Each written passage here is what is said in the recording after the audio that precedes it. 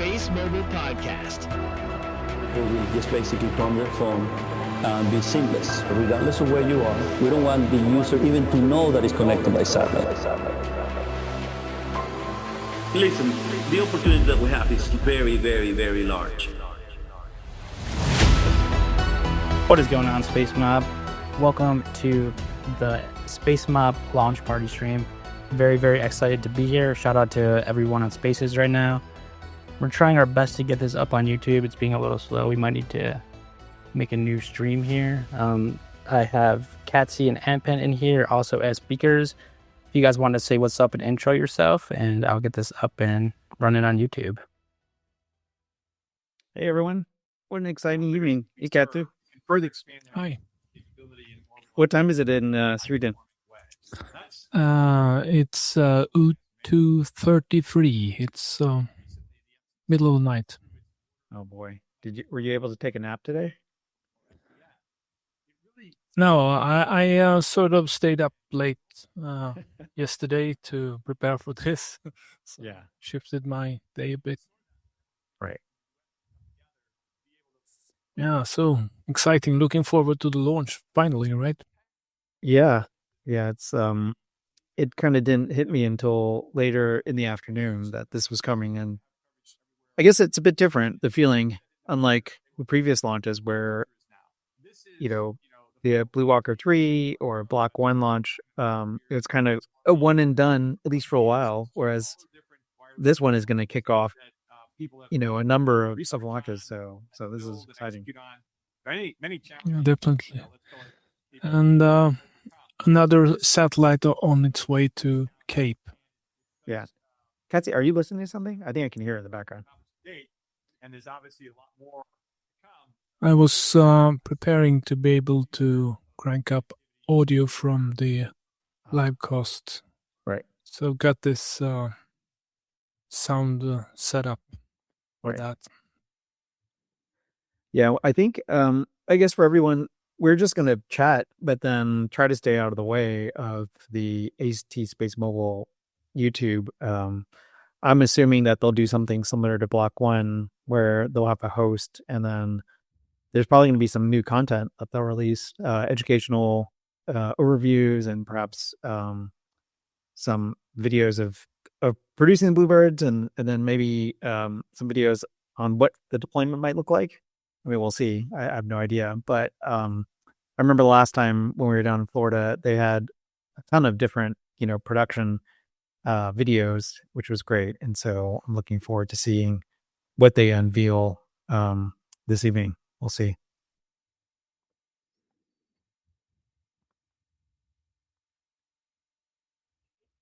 But anyway, Katsi, how did you, I guess, over the course of today, how did you prepare, if at all, for this launch mentally?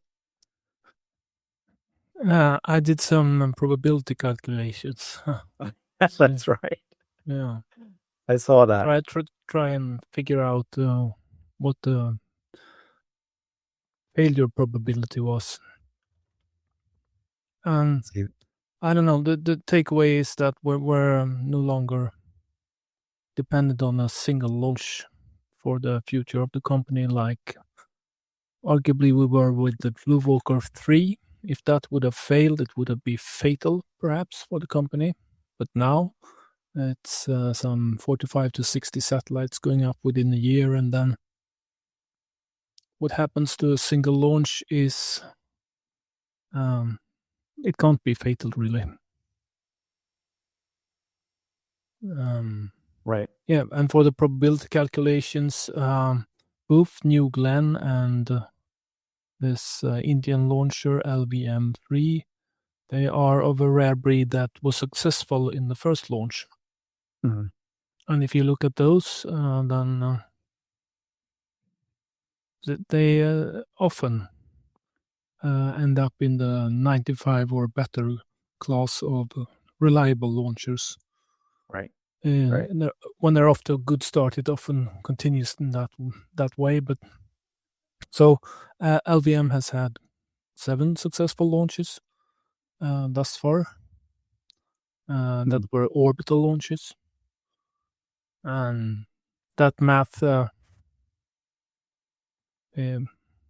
arrived at a failure probability of perhaps 6% for this launch. Well, those odds are good. Yeah, they are. They are. I kind of joke that Pivotal Capital, this short seller, he's always like the contra signal. And today he put out a negative video of a rocket blowing up. And so I think he just blessed us with a successful launch. Yeah. But I guess just to prepare, things can and do go wrong. And so I think everybody should be mentally prepared for that just in case. Whether there's like a potential anomaly with the rocket, but also deployment of the satellite as well, or the unfolding. But then, as you mentioned before, the great thing is that we are at the beginning of a launch campaign. And so after this one, we'll have Bluebird 7 go up either on a Falcon 9, or I think some of us believe that Blue Origin New Glenn, the launch in January, will take up that single satellite. And then after that, we're going to have, at a minimum, 2 Falcon 9 launches with 3 Bluebirds each, probably going up sometime in February. And then after that, I think we'll start to see the Blue Origin New Glenn take initially, which I think they're going to ease into it, but they're going to take up six of them, and then eventually, once they optimize the vehicle, get up to approximately 8. Yeah, that will be an enormous capacity increase compared to one of these single satellites going to 520 kilometers altitude. When you put an ASIC up at 690, and not just one, but 6 or 8, that's quite an enormous capacity increase and value.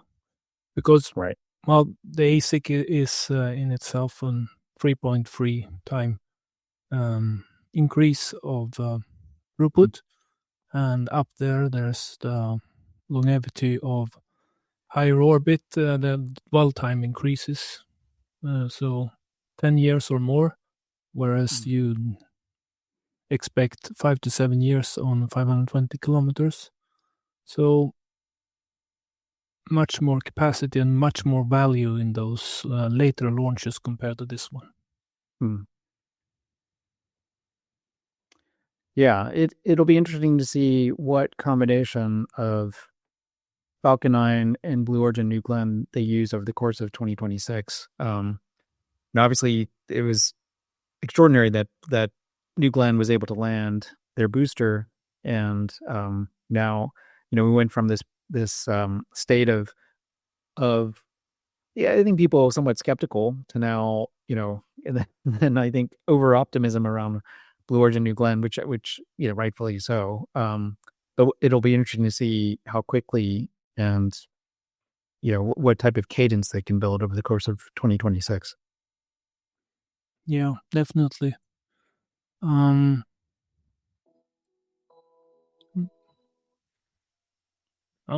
our host is back, I think. Yeah.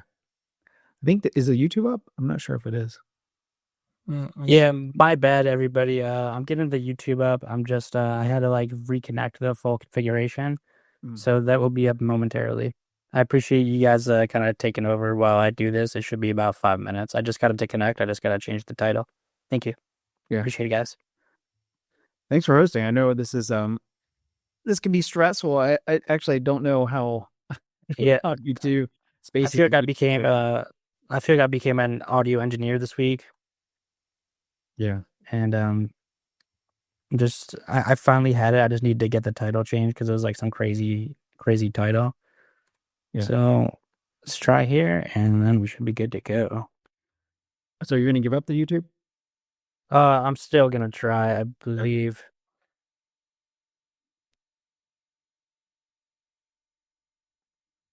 I'm just turning it back on X, the video. Hey, Tut's back. Tut's here. Hey. Does it let you invite him up? Hey, how's it going? Hi. Good. Where are you right now? You're just in time. I think we're steady going. Where are you right now, Tut? Somewhere in the world. Okay. It's quite early though. It's like 5:40 a.m. Oh, nice. Pulling an all-nighter. I think Kook is out there too, somewhere.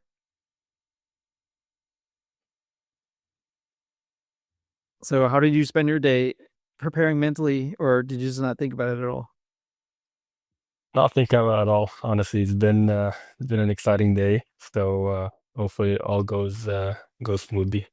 I saw CatSE had a thread about the launch in Israel. So at 6%, I'm gonna count it as 0. It all goes smoothly today. Yeah.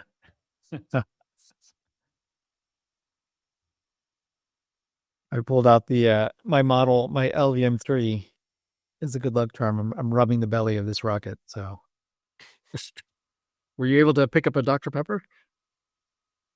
Diet Dr. Pepper. Hmm? Diet Dr. Pepper. Okay. Yeah. You gotta watch your figure, huh? 100%. Yeah, it'll be interesting to see. As I was mentioned before, when the company, I'm assuming they're going to have like some interviews with strategic partners and some videos about the mission and of course the satellite. So it'll be interesting to see what they release this evening. But yeah, I think everybody's nervous and anxiously awaiting the launch. Yeah, right now I have the stream going, but I do not have the audio on YouTube, so just bear with me, then we should be good.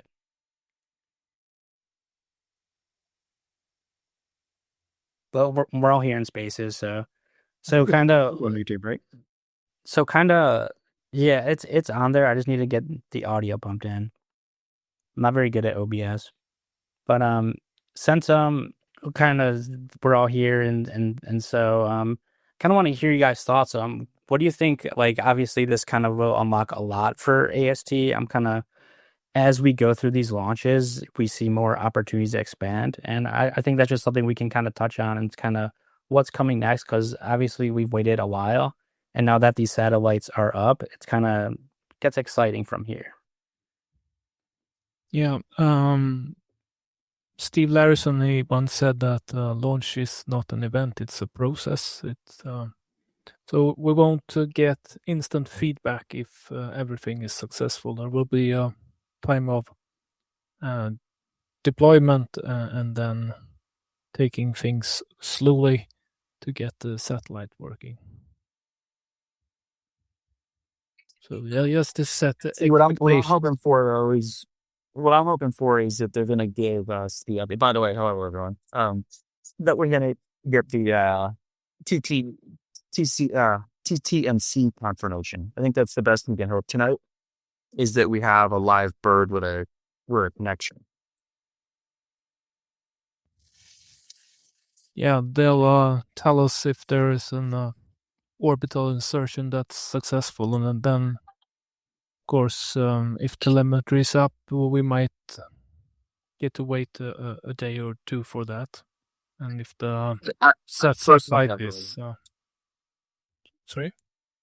Oh yeah, so a little bit of a lag. I personally have slightly high expectations as well because, as we know, this is a military mission. You have your SDA, and so that's you would imagine everything's been measured twice for getting the importance of the mission. This isn't you were running with no telecommunication satellite.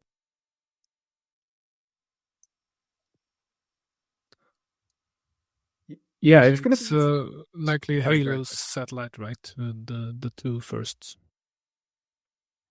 I might lose connection. I'm about to go on a tram route in the Blue Mountains, and so it's a question of cell phone connectivity as I go down a mountainside. So I might lose everyone, in which case I'll see everyone on the other side.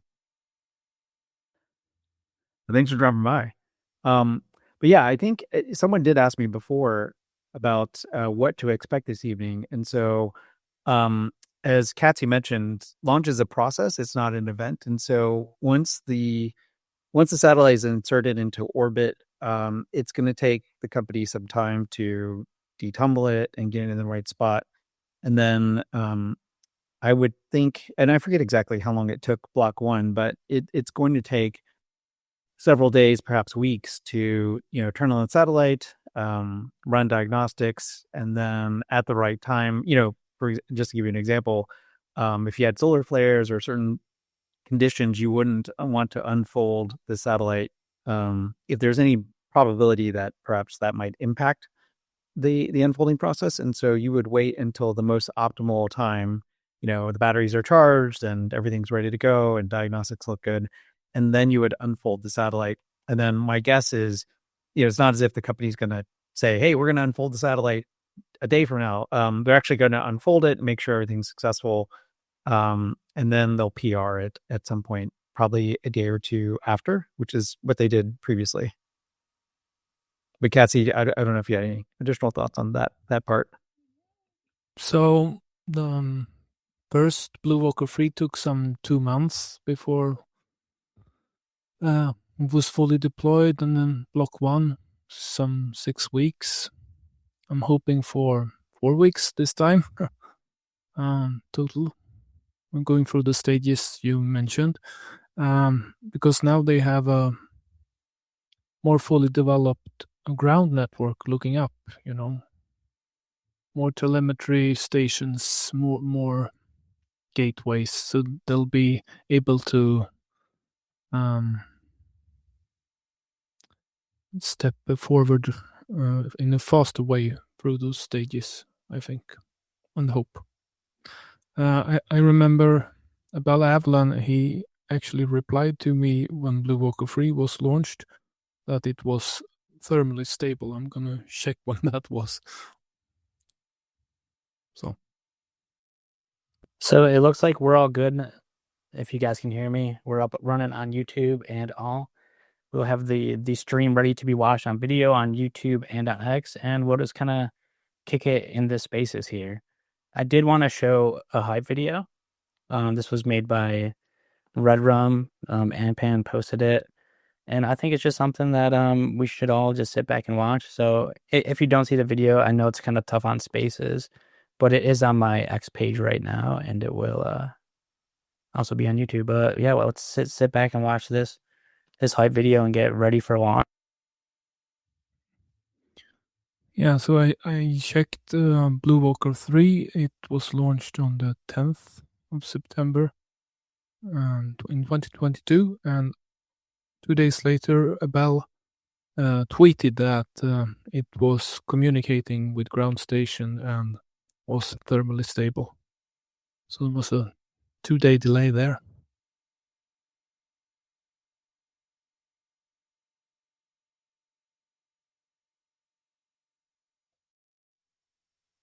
Yeah, hopefully you guys could see that video. I know, like, in the spaces, it can be confusing with the video, but once we do have launch, I will kind of like show it with my phone and also input that audio there. So I had a kind of list of other topics I want to talk about while we're all kind of here.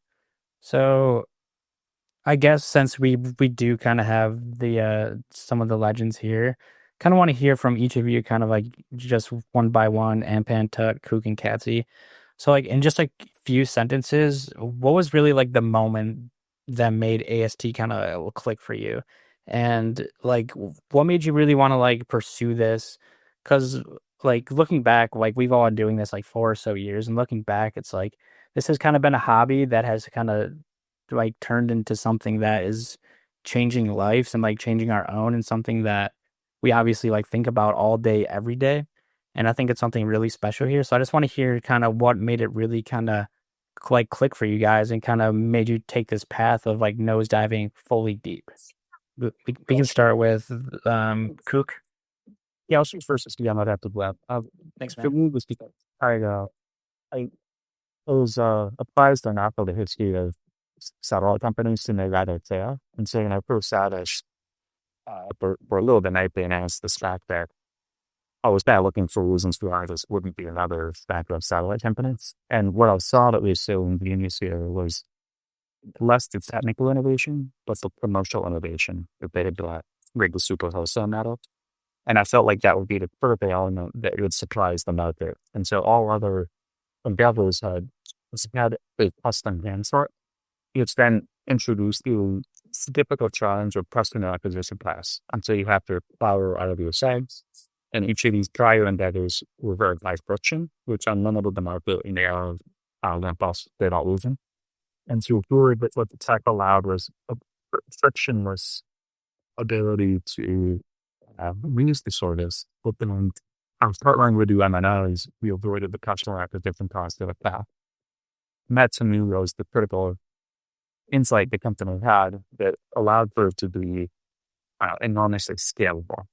For it to have been set up, but really the title of the ad post is it set itself up for a monopoly out there. So that's good. We need to believe that we lined up to something that could be whatever turned out company. And those are very rare. I've never known those myself, but I'm close enough to have a taste for it. So like when I saw this one line up, I thought I'd hit the cover off the bar on this one and if it can't, I'll sort of go to the next person.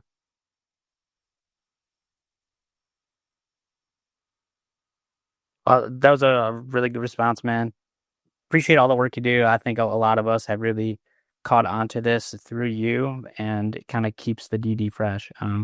So how about you, Anpan? Well, I mean, yeah, I guess just I came across AST Space Mobile by already owning a position in NPA, and so it was kind of I guess fate that this company fell into my lap, and as I dug into it and learned more and saw the strategic backing, and I guess thought about the technology and how it could transform connectivity by just using unmodified phones. That's what really hooked me. And so initially, though, it was it was a trade. I was invested, and I put together an overview of the investment just to see if I could get traction with other people. But over time, as I dug in more, and obviously the first real kind of aha moment was speaking with Abel in April of 2021, and that was a meeting where I typed up my notes and posted it on Reddit.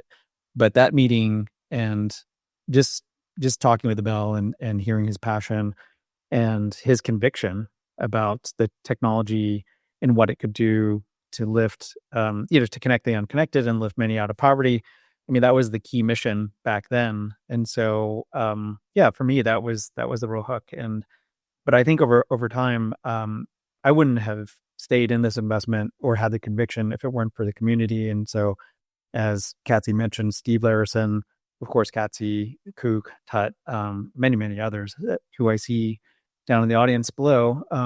But yeah, if it wasn't for this community and friendship, I wouldn't have had the conviction to stay in it. And I think there's this connection with people who have invested, but also with the company. I have relationships with some of the management teams, and we've gone through ups and downs in terms of me being an investor, being disappointed in them, or being happy with what they've done. But I think just having been there so early, because the company typically at this stage would not be public, but essentially having a venture investment in this company and kind of seeing it through thick and thin over 2021, 22, 23, 24, and to see it to come to this point, it's part of my life at this point. I was thinking about today how I've known the company and been invested for 5 years, and it's almost like another child, which is kind of crazy because I spent so much time talking about AST Space Mobile and doing things around the investment and promoting it, but also obviously connecting with people. I've made so many friends in real life in the community, and so yeah, it's something special. It's not just an investment. It's not just a hobby. I'm not sure what to call it, but yeah, that's I guess that's the background for me. Awesome. Thank you so much. Really appreciate it. Tut, love to hear kind of what drawn you this way. Yeah, so I came across it when the SPAC deal was announced. I think Anpan and Kook were posting about it regularly. Didn't have like really much of a big position back then. Throughout 2021, kind of followed the story along. And then obviously 2022, the market had a big downturn. I kept following along. Blue Walker 3, the launch was successful. And in early 2023, it's kind of like when I fell in the rabbit hole. Mm, Seeing all the due diligence that was posted by Steve Larison, by Kook, by Anpan, by CatSE was very eye-opening. And having traveled a lot all over Africa, Asia, and South America, understanding the importance of connectivity and the dead spots and dead zones all over. And that's kind of part of the thesis for my investment is a lot of people are looking at it one-dimensional, just focusing on the US market or Europe. Obviously, those are most commercially lucrative, but at the same time, say like 80% or more of the world really need it just for day-to-day connectivity across different parts. So I've been following along and seeing how the thesis has kind of evolved with the launch of Block 1 and the continuous validation of the technology and the amount of bears that have continued to bash the stock with our friend and for many others. I think that has kind of like just made my conviction even stronger. And as Ampan said, like this wouldn't have been possible without every single person in the space mob, every single person in the spaces as a whole. It's truly something special.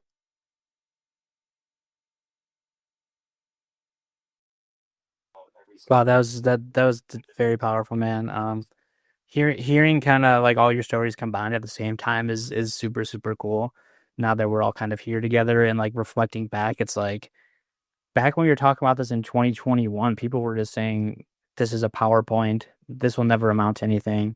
But we knew who was invested. We knew these big companies knew what they were getting behind, and we ultimately trusted the process. And I think that talks a lot about us and kind of like that we spent all this time with all this research and all you guys do. And at the end of the day, it's a hobby that has kind of just piqued our interest.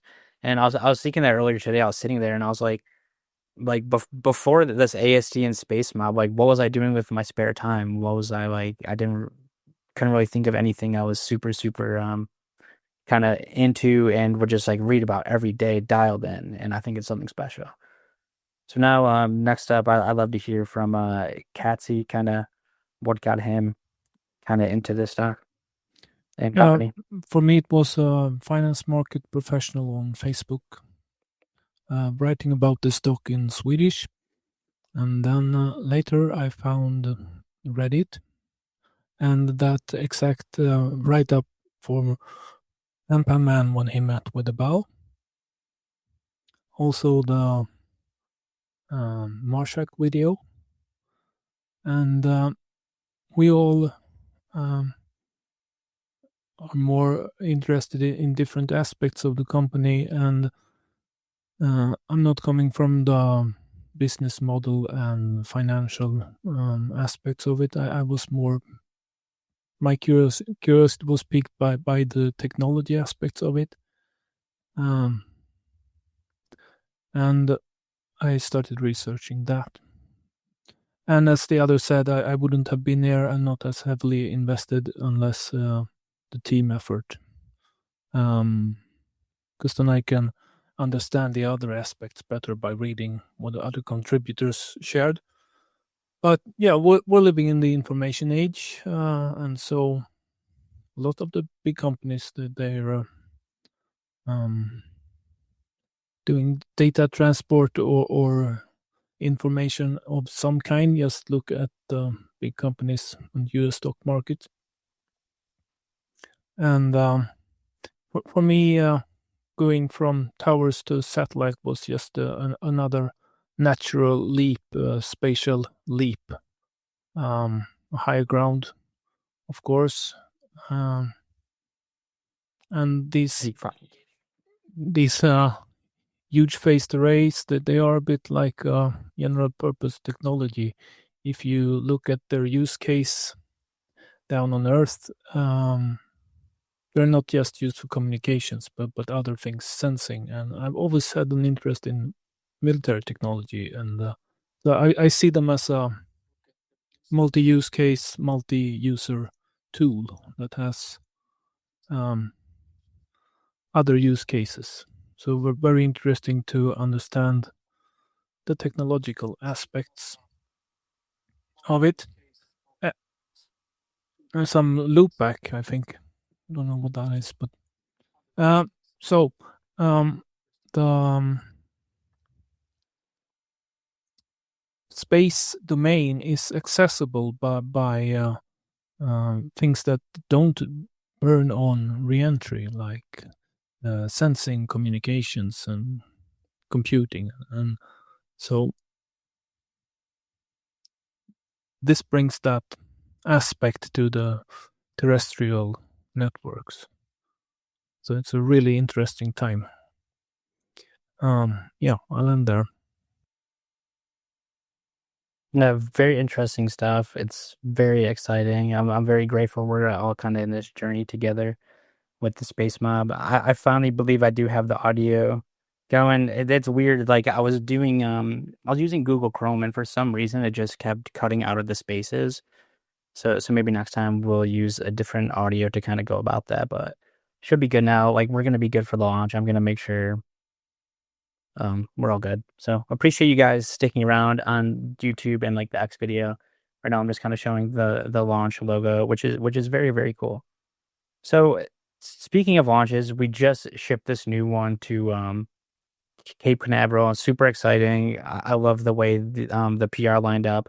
It's just beautiful to see that as we make progress and move towards the launch that's happening today, that we have more lined up, and it's gonna keep building from there and going from there.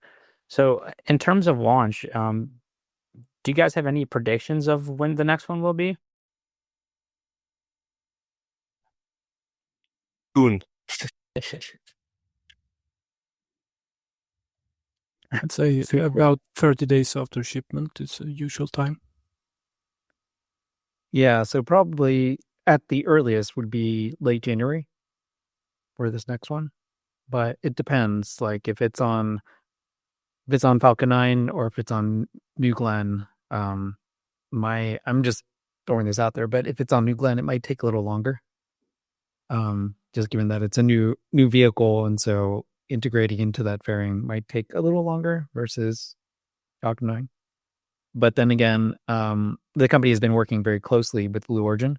So I'm guessing that Blue Origin probably has been given early heads up in terms of specs, and they've probably been working on the adapter to mount it onto a Blue Origin New Glenn fairing, in addition to whether that's a configuration of 1 or a configuration of eventually 6 to 8. But yeah, probably late January. Awesome. Yeah, I definitely think that New Glenn kind of getting this implemented and working is kind of their main mission now. Like as you can see on the site, we're one of the first big clients. And when you're building these rocket businesses, you need a lot of business upfront to be able to afford to build these boosters, and things are always going wrong. And I can't even imagine how much money is eaten up in the launch industry, especially when you're using reusable rockets. So having a reliable customer like AST right off the bat is truly just a win-win for both AST and both Blue Origin and Jeff Bezos, because this way we have the ability to be able to launch more frequently if we're their main customer, and also more at a time, because their rocket will ultimately be able to hold the most AST Bluebirds. So whenever I do talk to my friends and such, I'm like, once this Blue Origin rocket's going, the path to full connectivity could be here faster than we know it. And it's kind of weird looking back and thinking that, because it seems like we just been like kind of choked up, and it's not even like the company's fault. It's just hard to get these launched up and into space. But once you have a rocket that's shooting 6 to 8 up at once, it's like as these batches roll out, as the factory's making 8 or 6 satellites a month, it's really going to pick up fast. And I honestly think like a year from right now, we might be doing a launch stream using AST Space Mobile.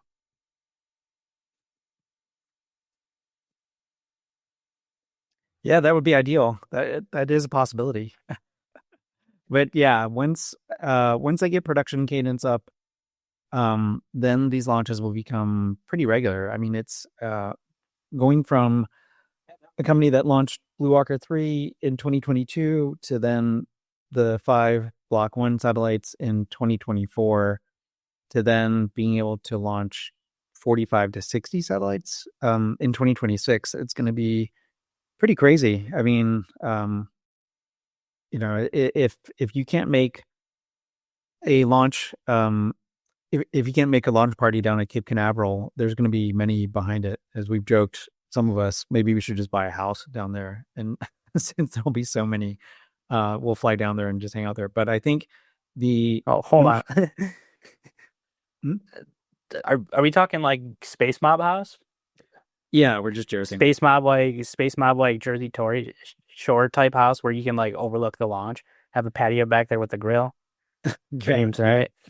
save on hotel rooms, but I think yeah, it'll be interesting because at that point, I think for investors and Wall Street, it's going to be very visible. You're going to have this launch campaign of so many satellites going up, whether it's 3 on Falcon 9 or 6 to 8 on Blue Origin New Glenn. And so I think the relative unknown AT&T SpaceMobile is going to become very visible through those launches. And so, yeah, awareness is going to spread, and we're going to get initial commercial service. It's going to be intermittent. And then as more and more satellites are added to the constellation, similar to what happened with Starlink direct to cell, where initially it was like very intermittent, but then services improved. They're at 650 satellites. Once we get to 60 satellites, the services can be pretty good. And then once you get to 100, the expectation is that, at least here in the United States, it should be pretty seamless and pretty fulsome. But I don't know, CatSE, do you have anything else to add there? Yeah, I've been thinking about that because when they get enough satellites up, that they have the opportunity to, if they choose to, use more narrow field of view. What they do with a wide field of view is they use few satellites to create continuous coverage. But the limiting case is the edge cells. To keep them small, you need to use the entire array. If you narrow the field of view, which you can do when you have a lot of satellites up, you can concentrate on smaller footprint and create much more narrow cells and still keep the cells the same size. That would increase the area spectral efficiency. And I wonder if they do that when they go beyond continuous coverage, and they can choose to create smaller cells. That's an interesting way to increase the throughput of the constellation. Another way is, of course, launching shells that operate in other cellular bands, MIMO. So we'll see how that develops. So once if ASC does start launching and different bands kind of as this constellation builds up, like what are some of the like positives to that? Obviously, like for like defense uses, I assume. Quality of service will increase, and for the cases where when higher frequencies works best, which could be free line of sight, not one wall in, for example, then they can take care of all that traffic, and you can use low band for the most difficult cases under foliage and inside the house and stuff like that. And that will be using the right tool for the right job sort of thing that will overall create better throughput and quality of service. But when you launch more shells, this will be a much more dynamic network than the cellular terrestrial network with the towers. Is more static. You have the same line of sight, the same direction to the tower, but the satellites they move, and so when you have several satellites on several frequency bands, it will be better quality, more even quality of service than if it's just one band, because then it will sort of be better, have a variation in the quality of service. It will get much better, and also the higher frequencies that they come not just with wider spectrum band that the satellite can use, they also come with smaller cells, so that they serve fewer users in a smaller cell, so they can simply they have great capacity. They have a larger total throughput. So expect a Block 3 Bluebird satellite operating in L and S bands to have some 10,000 cells down on planet Earth, and Block 2 will just have 1/4 of that, 1/4. Yeah, the other thing I would add is that Block 2, which is what's being launched this evening, those are going to be focused on low-band cellular spectrum, and that is to fill coverage gaps. And so where a terrestrial, network exists, an MNO, if they're covering a certain area, the satellite will not beam down a signal to that area because it doesn't want to interfere, and there's already an existing network. And so if you could imagine, you're just painting all the empty spots with the Bluebird satellite to provide service over low-band spectrum.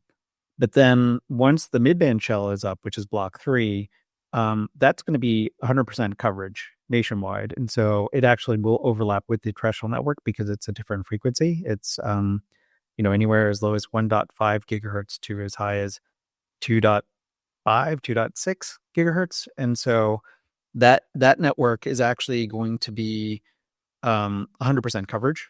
And even in the city, to the extent that a mobile user needs that network, it will be available because it will overlap with the terrestrial network. But more importantly, that constellation can then be used, and this is the mid-band constellation, for other applications, like, for example, autonomous vehicles, drones, IoT, and that could be, or that will be, in partnership with AT&T and Verizon here in the US. But then AST could also partner with some other companies, to provide service that could be outside of the MNOs.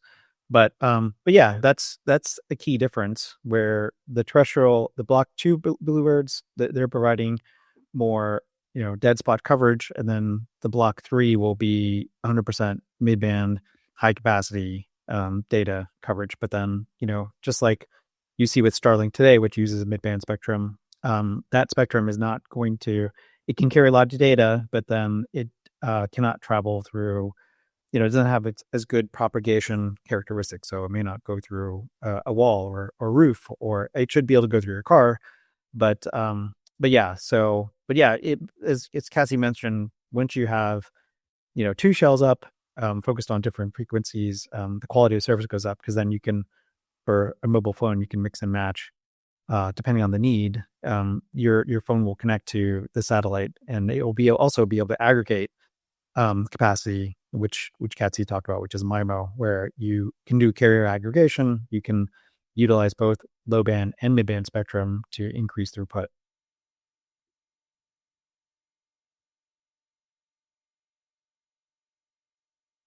That's all very interesting stuff. I always do like talk to you guys, because getting into the technicals is really fun for someone who mostly just kind of follows them from the company standpoint, and I always learn a lot when I hear from you guys. And I appreciate you guys spreading that info, because for some people that are, especially me, who are invested in the stock, it's like, okay, exactly how does this work with the bands and all that? And without CatSE and you guys and Kook like kind of explaining it, I feel like a lot of us would be like just confused. So shout out there. So I had a few more topics I wanted to kind of touch base on. Obviously, like kind of the big thing with as we launch more and kind of as we see these executive orders coming in with a bunch of spending in the space industry, looking for satellites, doing stuff with all this Golden Dome talk. I think we should kind of get into the Golden Dome a little. I know CatSE just posted a tweet the other day that was a banger and really made me think like, wow, like what AST is doing here has so much capability to get this contract as we get this constellation up. So, CatSE, if you want to kind of dive into some of the Golden Dome and the specifics and why AST is good for it, I think a lot of people watching right now will appreciate that, because the MNO side is pretty easy to follow here. We're doing a pretty simple revenue share on the subscribers with them. And we know who needs this service, people who want to feel safe and want to feel connected. That's kind of the easy side. But like once you start looking into what else these satellites are capable of is when it gets really fun and interesting. So I'd love to hear some of your Golden Dome take. Right. So, and recently the company has alluded to this also. They have, I believe, 8 contracts with the U.S. Department of War, and they have identified 10 different use cases. So that's a lot.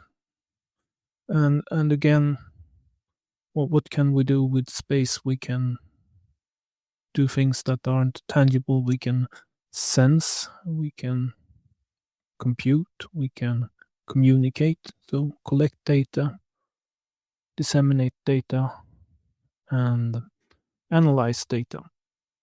And we do that using something that also is not tangible, natural resource, that's radio frequency spectrum. So it's within that broad scope that these use cases are. Can also use directed energy for, say, jamming or such, spoofing.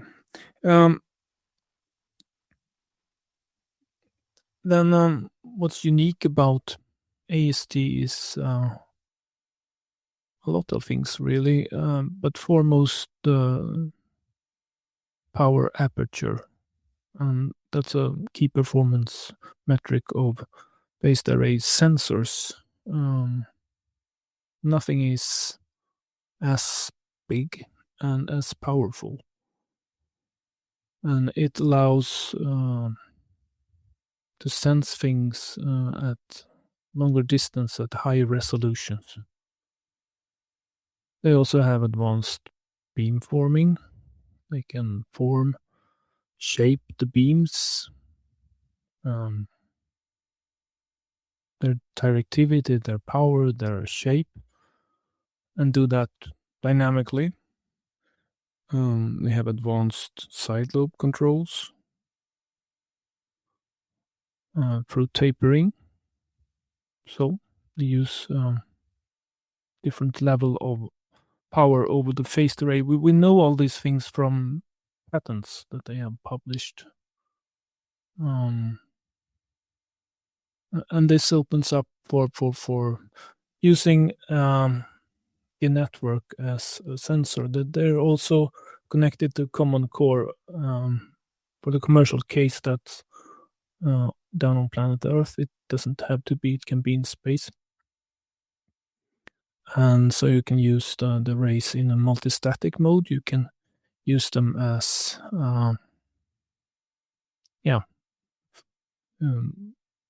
one can send a signal and others can listen and form a virtual larger array or an ever omnipresent ear, if you like. You can also use them for the active part and then listen to them from surface or terrestrial radars that can go silent and just listen. Allows big existing platforms to go silent and not reveal their position while they still can use their radar arrays to listen if someone else illuminates the targets. They also have this interesting angle from space, not just shooting parallel to their beams parallel to the surface of the Earth, but looking down, which helps for getting another radar cross section for things like stealth aircraft, hypersonics. So, and then AST has this aspect of now ramping up to 6 satellites per month in a continuous flow, which will produce a set of tiers or shells of satellites. So it's a bit like Starlink is a continuously producing machine that puts these satellites up. And I think the military would be very interested to have such a path to in a rapid way and continuously and over time iterate for improvements, not just do a batch and then have to start all over again. There's a way to iterate faster. And so they have this ability to sense, just the way terrestrial radars do. The way we have space domain awareness now, that's big phased arrays down on Earth looking up. Having a big phased array out in space looking down or looking sideways is not very different. But so this Reagan, he thought he'd build this Star Defense Initiative, or Star Wars, people call it. But the technology wasn't mature back then. Certainly not for space-based radars. It was much too expensive and difficult. But now in this day, now this technology is within reach, and Tournier, the outgoing boss of Space Development Agency, said that the technology is within reach for space-based radar. He said this in, I believe, September. So that's one interesting use case, that sort of sensor that will complement the thermal infrared sensors of other companies to get the sensor fusion to detect objects and to track them. Then there are a lot of other use cases, military use cases, like spoof-proof positioning, navigation, and timing. And you have, of course, communications. That's the big base use case of space mobile technology, is to be able to connect to small radios. These days we have a lot of small radios deployed in war, more radios than soldiers, radios on drones, radios on weapons, distributed sensors, and weapon radios on the soldiers themselves. And AST has, together with Fairwinds, tested that with the Android Tactical Assault Kit. So it's wide range of military use cases, and AST has the opportunity to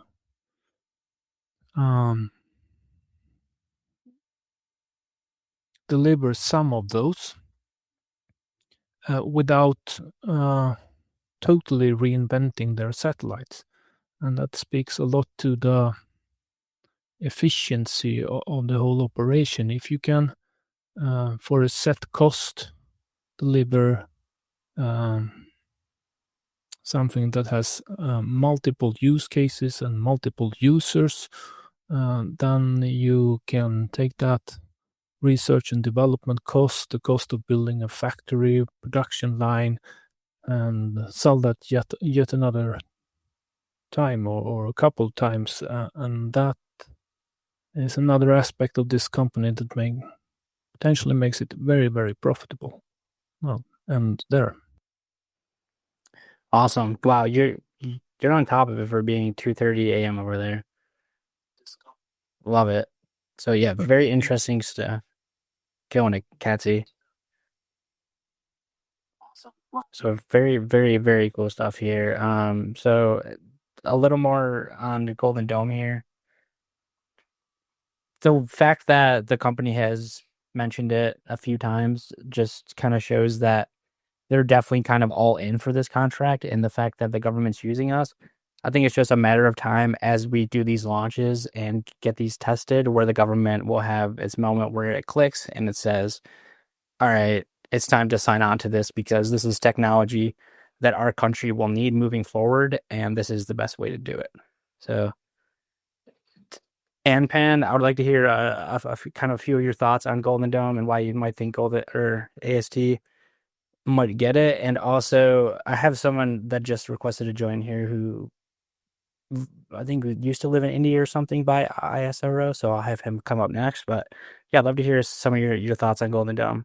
Yeah, I mean, as I've shared in spaces before, the company has gone from being somewhat, they've dropped a few hints here and there, but overall pretty cagey about it versus in more recent investor conferences, Bank of America and UBS, Scott has been a lot more vocal about being involved in Golden Dome. And so, as CatSE mentioned before, outside of just Golden Dome, the company now has 9 contracts with Department of War, SDA, DIU, and some others that they haven't disclosed. So, we are involved, and the satellite that's going up this evening is likely part of the Halo program, and so is BB7. And so, we are. These 2 satellites are going to demonstrate the capabilities of what the company has to offer, and there's a whole host of things that, as CatSE mentioned, would be applicable to Golden Dome. But I would say in regards to actual like nuggets, this company has talked about ramping up capacity potentially beyond 6 satellites a month to up to 10 to 12. And what was mentioned along with that is the potential to make satellites for the government. The other thing is that the company has gone from, I think it was over the summer, like 400,000 square feet of manufacturing to more recently 500,000 square feet. And then in the third quarter, and also at UBS, Scott mentioned that they are now, or actually it was at the UBS conference, they're actually looking for additional manufacturing space in Midland, Texas, in order to build more microns. And there will be that facility, once they find it and stand it up, that will be a dedicated facility just for making microns. And so clearly the company has ambitions to build additional satellites beyond what they need for the first 2 shells. And then at the end of the UBS presentation, he did talk about very specifically, and this is Scott Wisniewski, he talked about once the 2 shells are up, which would be the Block 2 and then Block 3 shells, low band, mid band shells. He did talk about potentially, having a third government shell, which again I think goes back to the military use case. But if you think about what the Bluebird satellite is in essence, and then Elon Musk has talked about this quite a bit. Each satellite has the ability to generate 100 kilowatts of power, based off our estimates. If you include the potential of this solar tail that CatSE has diligenced or shared his perspectives on, you're looking at anywhere between 100 to 120 kilowatts of power generation. And then, you have using the phased array for sensing, and communications, that's a very powerful asset to have. And I think when contemplating this whole notion, I know it's kind of overused buzzword, but AI data centers in space, if you think about Golden Dome, you will need some level of AI compute capacity out in space. And so Bluebirds would be a perfect vessel to host that. Because if you think about the idea of Golden Dome, and in a situation where if the U.S. was under attack or allies who are, there's a potential for a European Golden Dome that AST might be involved in, you would want AI computing out in space, because if that constellation Golden Dome relies on solely terrestrial processing, if some missiles get through and you have a number of assets that are destroyed on Earth, for example, data centers, then that renders the constellation basically useless, right? So you'll need some level of computing power out in space, and that computing power should be autonomous in case people down on Earth can't respond, or because of the conflicts, maybe they're incapacitated, or the networks are jammed, or whatever it is, right? And so I think having AST Bluebirds in the way that I've thought about it is they would almost be the quarterback of the Golden Dome system, where you have these large satellites that have a tremendous amount of power, and can do all these different functions, but also host payloads for processing, and intelligence, right? So yeah, I think I know that there was some concerns from people that the initial Golden Dome recipients were out there, and from what we understand, that's just kind of the first round. There's going to be more. And I think, especially for AST with this new form factor, which is the Block 2 satellite, I assume the government's going to want to see one or two satellites up and running, and basically, a significant amount of this new spacecraft being de-risked, and operating functionally before making any type of commitments. But for all intents and purposes, like, I think the company and all Golden Dome recipients, they all know what phase they're in and whether or not they're well positioned. And I don't think you would see the level of spend and capital raised by the company, and discussion around it, without them feeling pretty damn confident that they're going to get it. So yeah, I'm very optimistic. I think we'll find out probably in the next month or two. And that's just add that to the hopper of all the different things that are going to be happening, whether launch of BB7, BB8 through 10, BB11 through 13. We've got FCC approval for U.S. market access coming sometime in probably January, February. We have a number of other MNOs that are probably going to sign definitive agreements soon. And there's some speculation that maybe we'll get another big Middle Eastern one, perhaps sometime in January. And so, yeah, there's a lot going on. So lots to be excited about. Golden Dome is just kind of one little piece of all these different aspects of the company's business, who I think, for 2026, it's going to be an outstanding year. Spot on. And it is pretty crazy to think about, like, this whole ecosystem of ASD. And I've never really followed a company with just so much sheer, like, every week I just feel like it's like, what's going to happen? And as we move towards the future, and as, like, the government gets more on board, it's truly insanely exciting. And the AI space centers, and I am glad you brought that up. So, like, last night before I was falling asleep, I was playing around with I was gonna publish it, but I ran out of time. I was like an ASTS launch bingo card, and on it there was definitely a spot that says Anpan talks AI space centers. So I love it. But That's good. I had that. I had like CatSE gets into the technicals of Golden Dome. I had Kook saying know what you own, but I don't think he said it. But he'll probably be back at some point. But what time? I'm good. So AST. So their webcast it's gonna start in about 13 minutes here. So we're just gonna kind of keep talking AST. Once it comes on, I'll pump in that audio, and then, like, The video will also be on our X, YouTube, and the audio will be here. We can kind of like, I assume they're going to be talking. I think they have a factory tour, like to show some of the production line, and I'm very excited to see that because it's always so cool seeing like the inside of these massive factories and how many like employees they have working on these, and just the sheer size. It's like I can't even imagine the size of the rooms to build these new satellites, right? Like you walk in there, it probably doesn't feel real. I'm not too sure, like on the I assume I'm sure CatSE or Anpan know. I assume they manufacture them all in like one giant room. Maybe? I don't know. That's a good question. I've never visited. Yeah, like I wonder if it's just a giant warehouse where they kind of build it all together. But like Well, it yeah, they have two spaces, one in Odessa, the main facility, and then they also have Midland. And so they do build different pieces. But I'm not sure where. I think Odessa is where they do the final assembly. But yeah, they're Kook and I were going to go down to Midland for a tour at some point, but it just never it never came together. But yeah, if Scott's listening, we're ready for the tour. So yeah, Scott, Yeah. Scott, sign us up. We'll make you some amazing content. Wink, wink.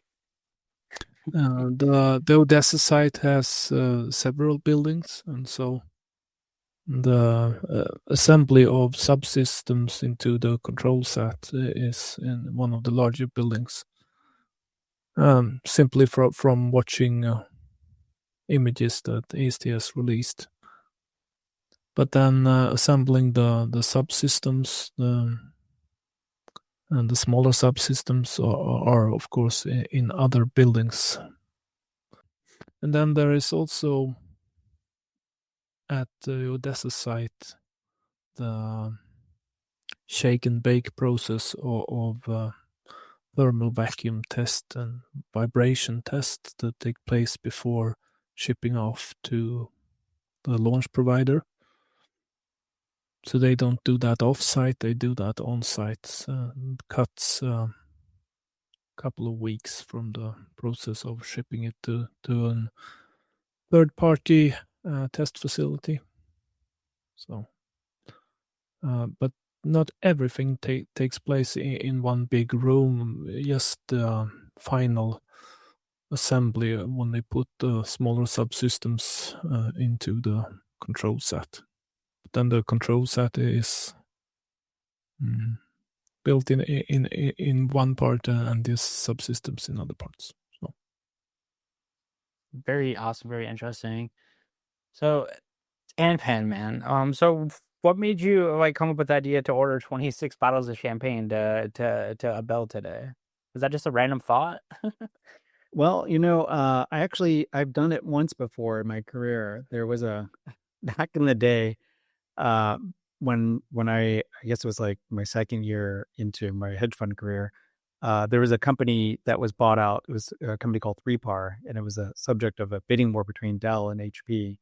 And it started out at like $18, and it was a position that I had, and the two companies, HP and Dell, like went after each other to try to win this thing, and it ended up selling for $33 after a public bidding war. And so I'd actually known the company before they went public, and to celebrate, because I'd made so much money, I sent them 33 bottles of champagne for each dollar that they were able to get. And so I just thought about doing something special. We actually, as the mob, a few others, we had talked about potentially getting a food truck or something for the employees down in Midland, just to give them, an acknowledgement that we really appreciate all their hard work. Because I think there's like 3 shifts going on, and people are, they're burning the midnight oil to make these satellites. I mean, I think we all understand that this is hard and there's delays, but there's also a human element to it, right? Like there's actually people who are working their tails off, making sure that these satellites are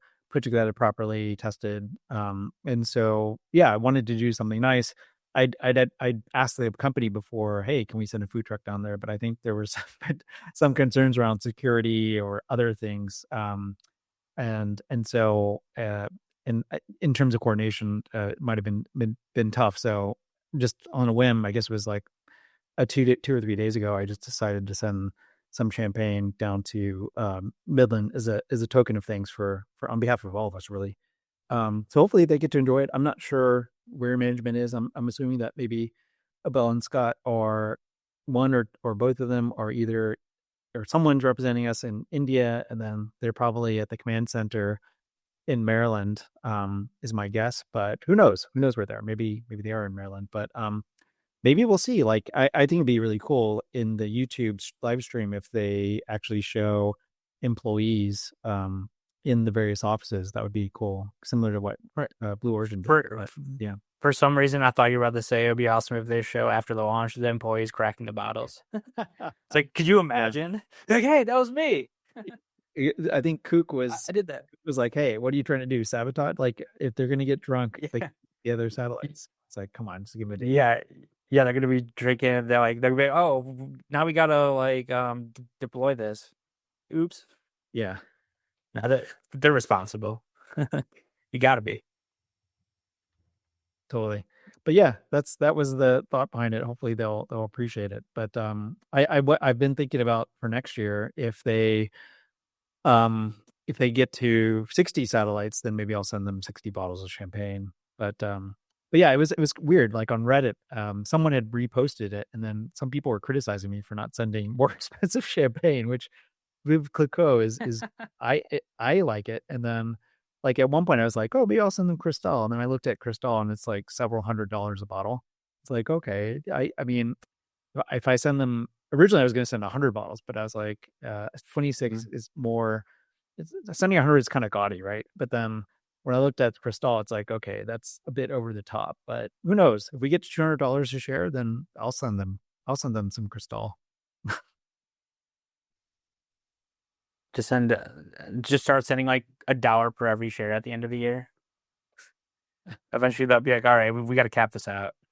Yeah. I think someone was mentioning maybe send that. Yeah, I think sending a bottle of champagne for every satellite by at the end of the year. I think that's a good metric. But yeah, I mean, I think for people in general, if you want to send gift baskets or things like that, I'm sure the company wouldn't turn them away. They'd probably be happy. And so some people had reached out to me today asking how they could send alcohol, and I used wine.com, but there's other services out there, and I don't, it's up to you. Maybe send a fruit, what is edible arrangement or something. I'm sure employees down at Midland or whatever offices, they have an office in Miami too. If you send them a little token of things, they'd love that. Maybe send some Dubai chocolate. Yeah, some Dubai chocolate. Some Dubai chocolate. That'd be ready to go. Yeah. So the AST webcast starts in about 5 minutes, and I did kind of want to touch on. I did like the element you just talked about, how we like talk about the stock all day long, but it is crazy to think that behind this company is like these insanely hardworking men and women that are working overnight, putting these together, like being away from their families, probably working 12-hour shifts, and just to kind of make this mission true. And I'm sure the employees there are very passionate about what they're doing. And it seems to me like the company culture is very strong because they kind of understand what they're doing. They see the ramp up, and hopefully those employees got a lot of good stock options and compensation, because what they're doing, they totally deserve that once this thing's up full. And I'm sure they do have those options, especially because Abel has obviously taken advantage of all of his ownership options and just sits on every single share, which is still insane to me. But yeah, it's funny because over the years, when you've had bears and short sellers complain about the company, it was very easy to respond and say, well, yeah, the founder, he hasn't sold a single share. And that's been true over 5 years since they've been public. And so it's hard to refute that. Like even with stock going to 100, that I'm not selling a share. So yeah, and isn't he sitting on like 78 million or something? Like it hits 100 a share. Like how do you not take a little off? But like he knows, and he's in it for the entire mission. And I feel like it honestly is probably like a thing to himself where he's like, I'm not gonna get my stock like super up and then drop it on people. I know the mission isn't even close to complete yet because we have 6 satellites and we plan on deploying hundreds. So I sell this early on, and Well, it doesn't really make sense when you look at it. But still, like even a little bit just to buy like a nice like house or something is like okay. I think it's important though to this is not normal. Like I do think people should, like for Bell and other executives, they should be free to sell some of their stock and to enjoy some of it and take care of their families. And so I think Abel is like Kook is an extreme example where he's just holding on to every single share. And so, as you mentioned, he has 78 million Class C shares, which is worth about 6.7 billion as of today. And so, what I think though, what you've seen this year, what has changed is he actually is taking some stock awards. We saw that in the most recent proxy.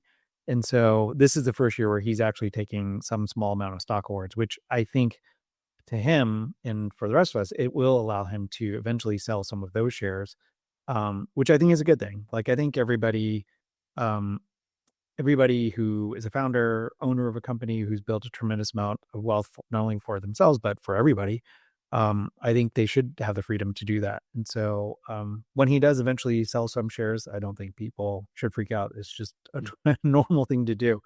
But I do see, I don't know if they're going to immediately like launch within 1 minute the YouTube stream, but I don't know. Do you think it's good to pipe in the audio here, or should people kind of run that separately? Because I think maybe we can continue to talk here and there. But if the audio is running, it might drive. Yeah, I was possibly going to put the audio here, then we can kind of commentate as it goes.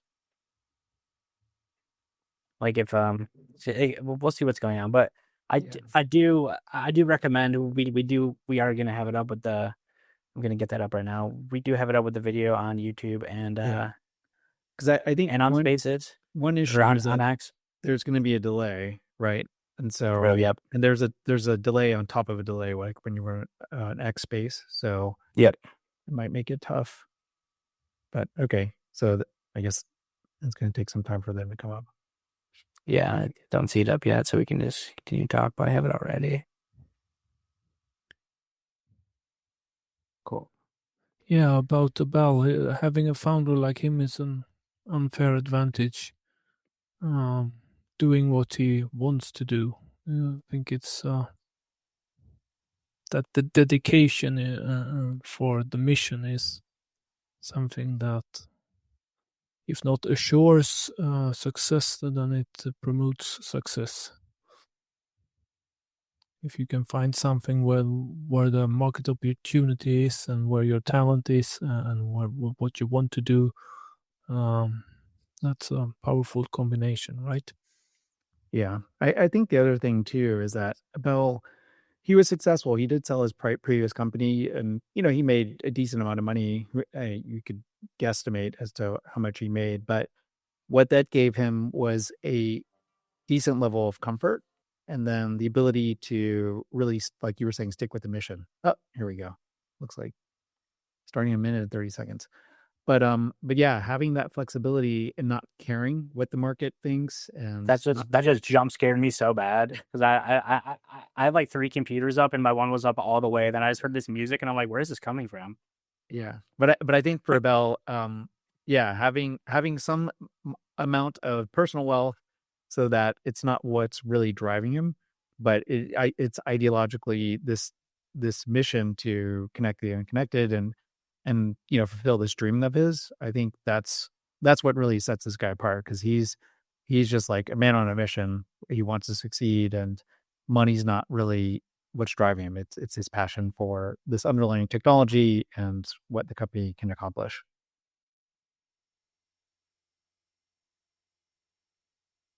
This is exciting.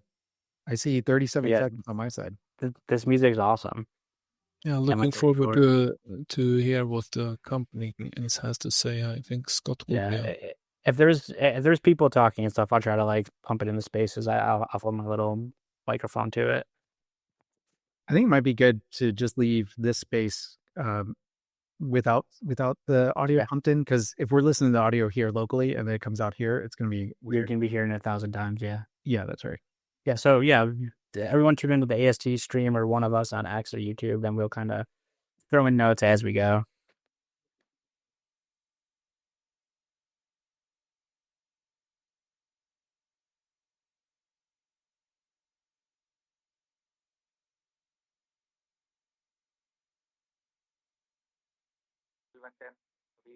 I guess I did a little Palantir watch it, so it just cool. It's kind of seeing the behind the scenes right now. Well, like look at all these Saturday employees. Christmas Eve over there. You had 2.5 minutes rocket like LVM3 time. Submission of over 2.5. testing box solid rocket model. Testing of solid rocket models, the enormous acoustic networks which have like the electron components, the non-flight access time. To mitigate the acoustic levels, the acoustic suppression system.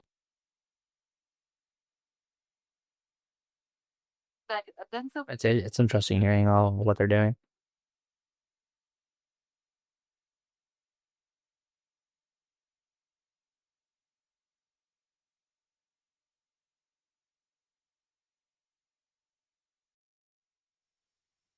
Oh man, this is really happening, guys.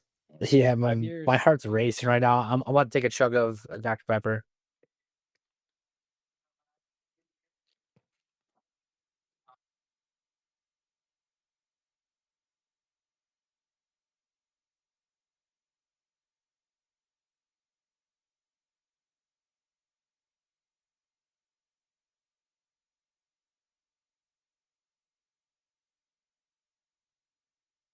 What there? Cool.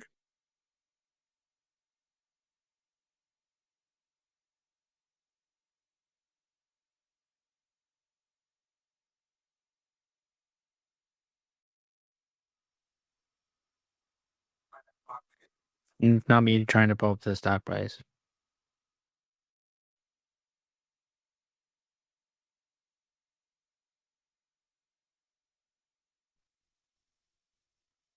People 40 seconds.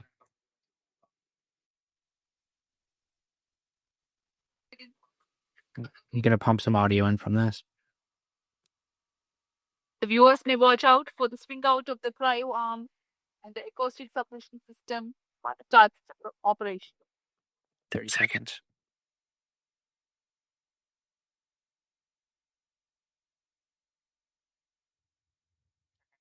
All right. Yeah, so everything's looking nominal so far. Let's send her up. If this proceeds to launch, which I think it will, we'll see the Light this candle. booster stages in Yeah, let's light it. Man, that rocket bounced right off the ladder. rotor boosters. We have so much thrust that it takes out wings fast from the pad. EG3M6 Bluebird Block. Then some minute in, Get it go. core stage will also ignite. LVM3 M6 rocket का सफलतापूर्ण उत्थापन द्वितीय promotion मंच से और अपनी orbit सुरक्षा की ओर बढ़ चला है LVM3 M6 rocket To talk about some dopamine. दोनों बूस्ट प्रोजेक्ट वाले हैं 200 बूस्टर स्पेक्युलेटिव है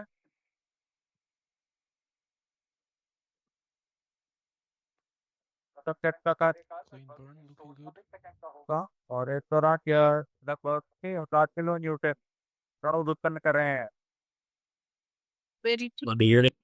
that launch phase due to the testing of twin S mounted motors. ये दिन में ना तो बहुत ही साफ नजारा देखने को मिल रहा है We'll be able to let that thing go. बहुत ही रोमांच का अनुभव हो रहा होगा बहुत दूर तक हम चाँद को देख पा रहे हैं और ओके है Each S200 motor will weigh 5,952 kilonewtons. Per duration for present mission is 132.5 seconds.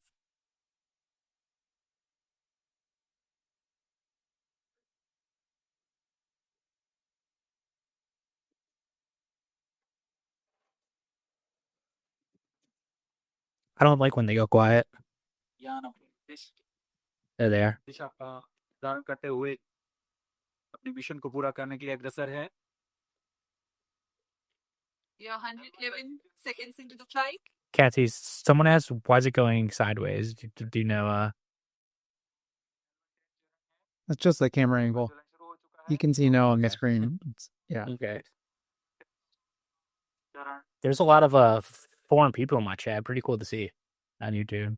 Yeah, over 500 people. Stage It's actually a lot of Koreans. boosters. Okay, that's cool. Just now we have had a confirmation of the separation of the two S200 boosters. Range operation निदेशक द्वारा इसकी पुष्टि की गई. दोनों S200 booster को यान से पृथक कर दिया गया है. नए लगे जेटिसनिंग मोटर की मदद से उसे यान से सफलतापूर्वक और सुरक्षापूर्वक पृथक कर दिया जाता है.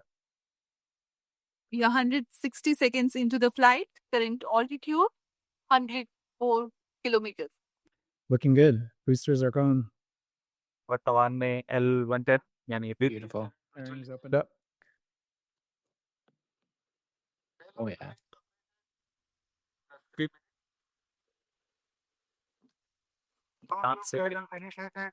यान से ऊष्मा कवच को पृथक कर दिया गया है.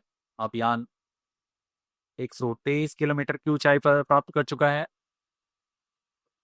और वर्तमान में यान गाइडेंस के अंतर्गत Looking good.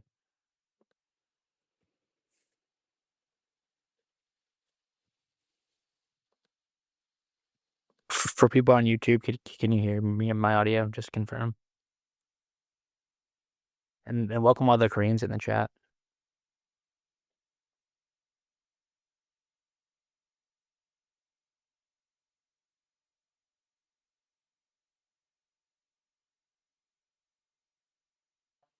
You guys could all subscribe while you're here too. I'd appreciate that a lot.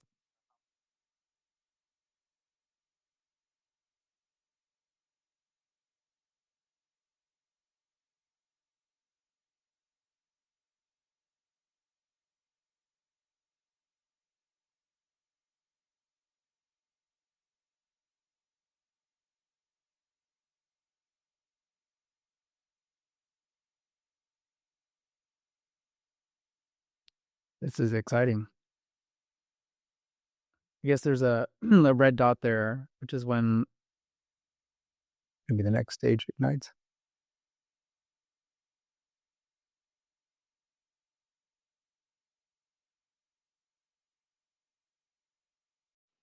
So exciting. करता हुआ अपेक्षित पथ का अनुकरण करता हुआ बढ़ रहा है कार्य में. So exciting.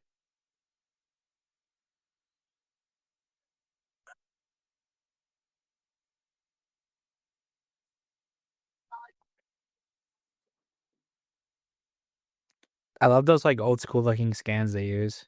Like this view right here. That's so cool. That's good. All right, we got ignition of the final stage. Nice.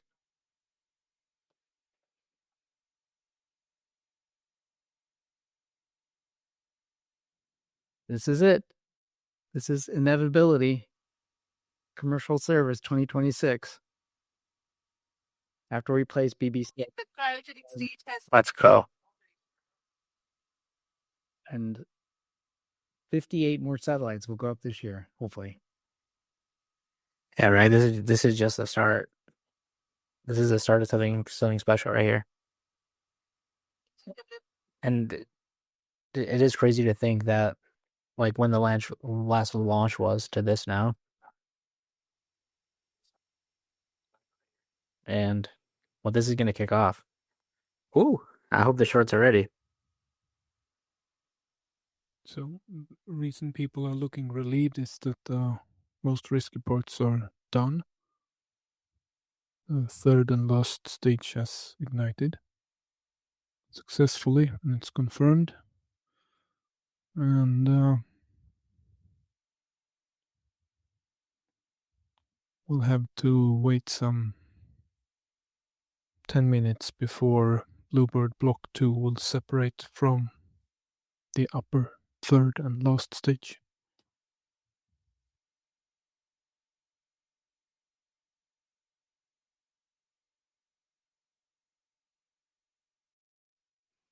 Very, very cool. The way it's separated is super. So I assume that's controlled with a launch or with a control switch somewhere. No, it's probably automated. You guys can see in the diagram there, we've got quite a bit of distance until satellite separation.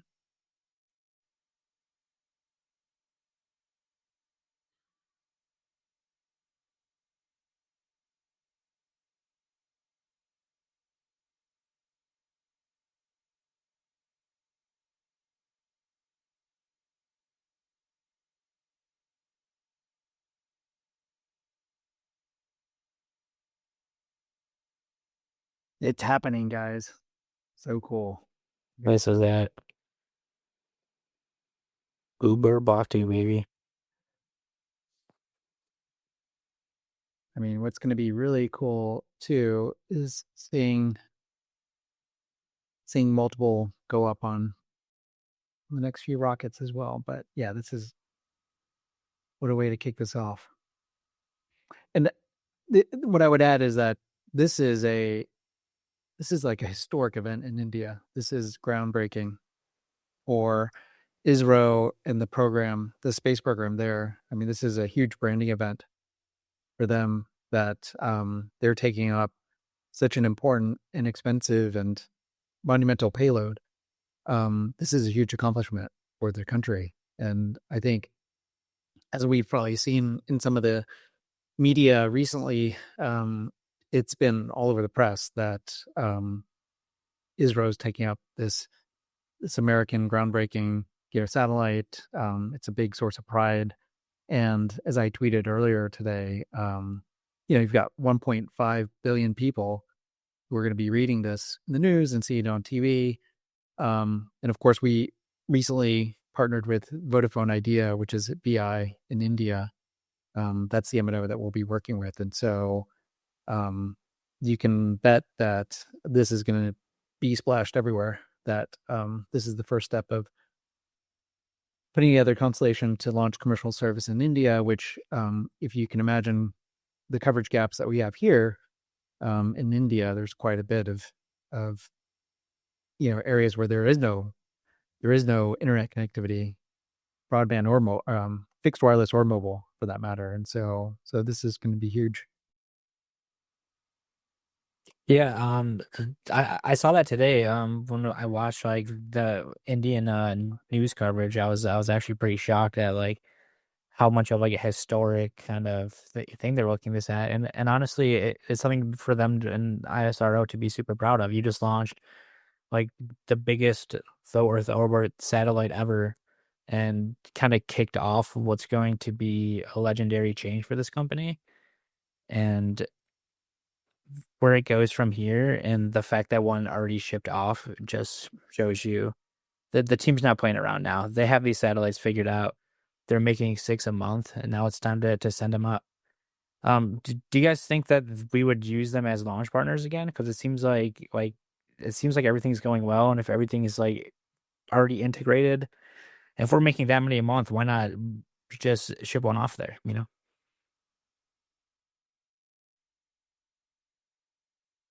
Sorry, I'm just listening to the announcer. She's talking about AST. Yes, CatSE.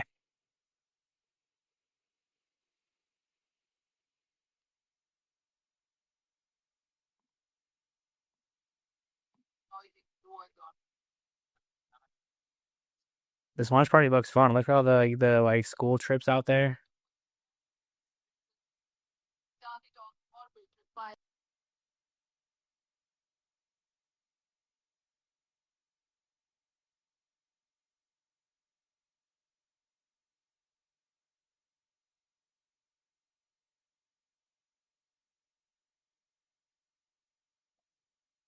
There's an AST employee there. Let's go. That guy's like, yep.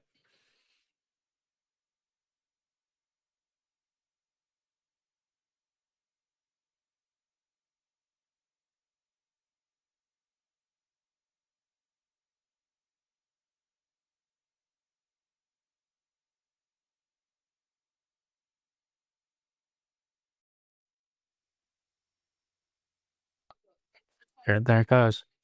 It's so amazing to me, just the pure like way to track all this. It's so fascinating.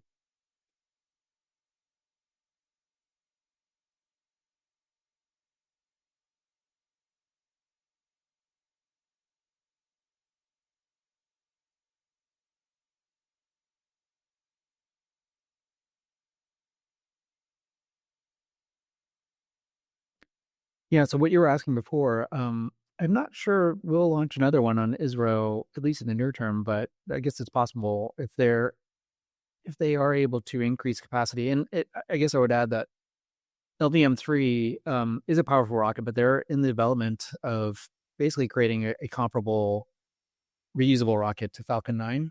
And so once they get that rocket going, I could certainly see us using that one. But I think from an economic perspective, using LVM3 is quite pricey for dedicated launch, unless you can get, maybe two composite Bluebirds on it. But yeah, I mean, I think utilizing LVM3 was part of the way to open up commercial access in India, signing on Vodafone idea, but also from regulatory standpoint. Stage is at the target altitude, but accelerating. It's the way satellites stays up. Right. They've got to get to 17,000 miles per hour, right? High enough velocity. Right. Higher speed, the closer they get to Earth. Or they'll drop. So just a couple of minutes left, and then there'll be payload separation. Yeah. Its upper stage is made in India. Pride of the Indian nation. Earlier upper stage engines, cryogenic, they used in the GSLV Mark II had problems. They were made in Russia, so they developed their own. And they got it right because it has worked every time they've used it. So, looking very good so far. Love to hear it.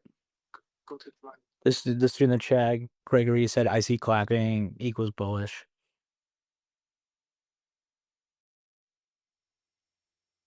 Yeah, there is a speaker. Every time he says performance nominal, people clap, which means everything's going according to plan. Love it.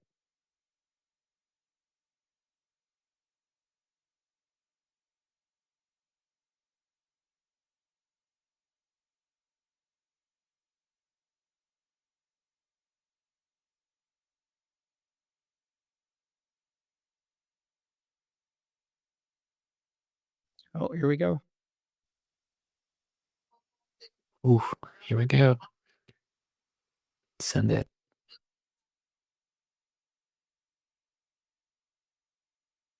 There we go. Separation.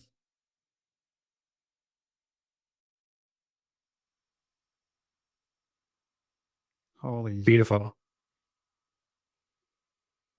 Huh, that's so cool.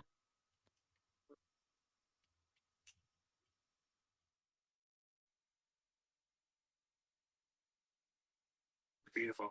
So after separation, is that good? It's in orbit, ready to go, ready to unfurl once they deem conditions. It's going to take some time. They'll have to get it orientated properly. I mean, CatSE can tell you, and then run system checks. It could be days, weeks before they get to a point where they're comfortable to unfold the satellite. Yeah, I remember last time. Like, don't they want the like all the conditions up in space gotta kind of line up, which is completely understandable. Yeah, you don't want to take any risks, but that's beautiful. They separated. Oh, they're back to the live stream. Let's see what they're saying.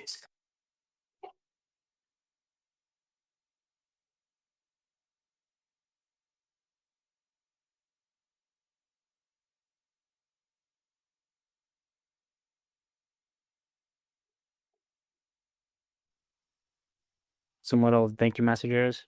Passionate community, baby. That's us. See you at the next launch. Captain's gonna have to go back through that video and take apart some of the stuff that was in it. Yeah, right.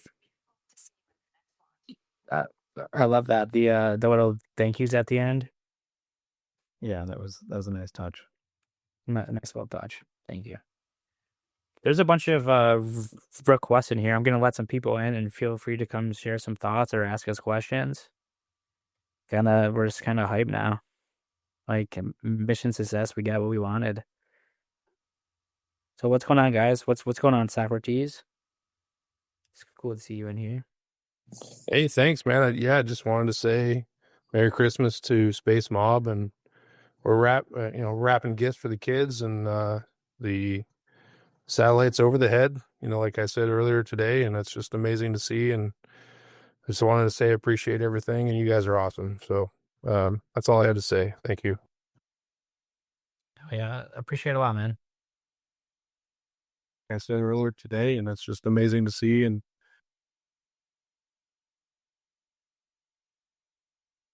So with so moving forward, oh hey Jacob, what's going on, man? You feel free to come up and talk. Oh, what's up, man? What's up, guys? Hey, Congrats, dude. That loss was beautiful. Yeah, right. It worked out great. Beautiful. Yeah, dude, it was awesome. I had just come up to say earlier that that Alex guy that I met at the airport that was crazy yesterday or on Sunday or on Monday flying. He just happened to be Great success. passing through. Yeah.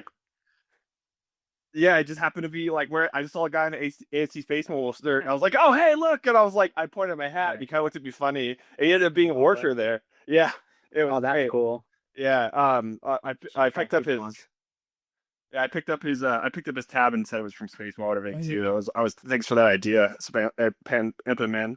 Yeah, I just came up to say that was awesome, great launch, and fuck socks ripping overnight. So congrats, guys. I'm happy.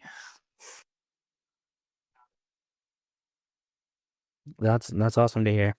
Oh yeah, that is. I am yet to see anyone like kind of out in the public in any space mobile stuff. I wear it all the time, and the people at work are always like, "What are you wearing?" Then I give them the whole rundown, and they're like, "That's not gonna work." Oh yeah, I wear. So I mean, I've been in Rock Lab longer, so I have more gear from them. But I wear it all the time, especially when I travel stuff too. I've run into people in the that are like work in the industry, like that. I have random conversations about people that are working on like bespoke private companies, stuff like that. It's a great conversation starter to wear your gear, especially like going forward. Like people are gonna know when they see what that is. It's a fun like way of getting that conversation started with people, because you never know, like somebody that sees it could be like completely, and that like could have some information, not information, but it's a fun way to get the conversation started with people. So yeah, rep it whenever you travel and stuff like that. It's cool. Right, we gotta rep it, and it's fun getting people interested, because space investing, like my dad's a bit older. When I explain this to him, he's like, "How do you even know about this?" So it's very fun. So one thing I did want to touch on, because I come from like a pretty strong marketing background, is Anpanman was DMing me about it. Is like the production quality now. So Anpan, what do you think of those videos? They were really good. I mean, we've come a long way since Blue Walker 3. So I remember Blue Walker 3, they were having technical issues because they did a lot of interviews live, whereas here they all this was pre-recorded. But yeah, it was Kind of like very me starting the stream today. What's that? Kind of like me starting the stream today. That was my Blue Walker 3. The next one's gonna be fire. Yeah, But yeah. it still worked out. Yeah. But I think I mean, clearly the company has matured, right? Like we're at a different stage. We're not this tiny startup company anymore. We're big, and we're about to launch commercial service, which is super exciting. So yeah, huge difference. Yeah, that's the thing, is like the team kind of, they probably felt that they had the need to kind of get that content out there. So when people are looking at this and you hear Space Mobile, you can look at those commercials and relate to these people like being stuck out needing service, the way they touched on the government applications was super cool. And it is funny thinking back to the term, or like when they stopped just saying, oh, this is like the first ever broadband cellular network, to they started just including in every earnings and defense, U.S. defense work, and highlighting that I think is key, and I think that gets a lot of people super interested in this product. So, CatSE, kind of what did you think of those videos? And I know you enjoyed them and have a lot to dissect. I think we lost CatSE, but he deserves some rest. Yeah, he might have dropped. Yeah, it's probably 5 a.m. there. So, yeah, does anyone else in Spacemob wanna come up, ask some questions? We have a lot of people in here. Or Anpan, is there any kind of topics you want to talk about? I'm happy to kind of keep talking AST. Got a lot of people in here, so feel free to hop up, anyone, and throw out any topics. Yeah, I mean, I think it'll be interesting to see what the company does from here on. I would assume, once you have an event like that happen, then people ask, well, what's next? And it's good. I'm glad you asked that, because we've got Bluebird 7 on its way to Cape Canaveral, lined up for launch. That's probably going to happen in about 30 days. And then we could possibly have 2 batches of Bluebirds, batches of 3 being completed, but before December 31st, because we heard Jennifer Manner speak about how 6 a day. Yeah, well, she intimated we're at 6 a month, and so yeah, that would then extrapolate out to probably 2 launches in February, and then to round that out, we'll probably have 1 more launch before the end of March, which would get us to 5, and then the company's talked about up to 13 for 2026, so there'll be 8 more, and so yeah, it's shaping up to be a strong start to the year. Obviously, this is kicking it off, and I think, as I mentioned earlier, we've got a number of other, milestones that are coming up, which is the FCC should come to a decision around granting access to our U.S. market application, which will be sometime in January, potentially early February, and then as I've talked about before, we've got $175 million revenue prepayment coming in from Saudi Telecom, which will be before the end of this year. And then, we've got potentially a few more MNOs that are going to be signed up. And yeah, there's just like every day more news. So like FirstNet, there was an article this past week where it talked about how they are allocating funds to build out the make sure that the first responder network is more robust, and satellite direct to cell connectivity is a key part of that. So I know we've all been saying this, but that commercial agreement with FirstNet is coming sooner or later, and FirstNet actually hinted at it. There was a video 2 weeks ago that talked about that showed a demonstration with a few city, state, and federal first responder organizations, and in that video, the FirstNet, whoever runs the account, said, stay tuned for more program updates. And so I don't know, like, if people didn't see Scott Wisniewski before launch, he added to his tweet with him with Santa riding the truck, he tweeted giddy up with like six rockets. And so he must be pretty happy that there's probably more stuff coming. So yeah, it's an exciting time. Yeah, the fact that this was like, so like usually, at least over my trading career, the end of December is like, I don't know, unless there is a Santa rally. I don't really know if the Santa rally is a thing. It gets talked about every year, but I just remember like in my trading days, I always remember like the end of the year, I was like, okay, like play it easy, it's a little slow. But the fact that like ASE is hitting these milestones like at the end of the year, like is there a better way to start 2026? No, this is great. And as I've talked about in other spaces, you've got, it looks like inflation's tamed.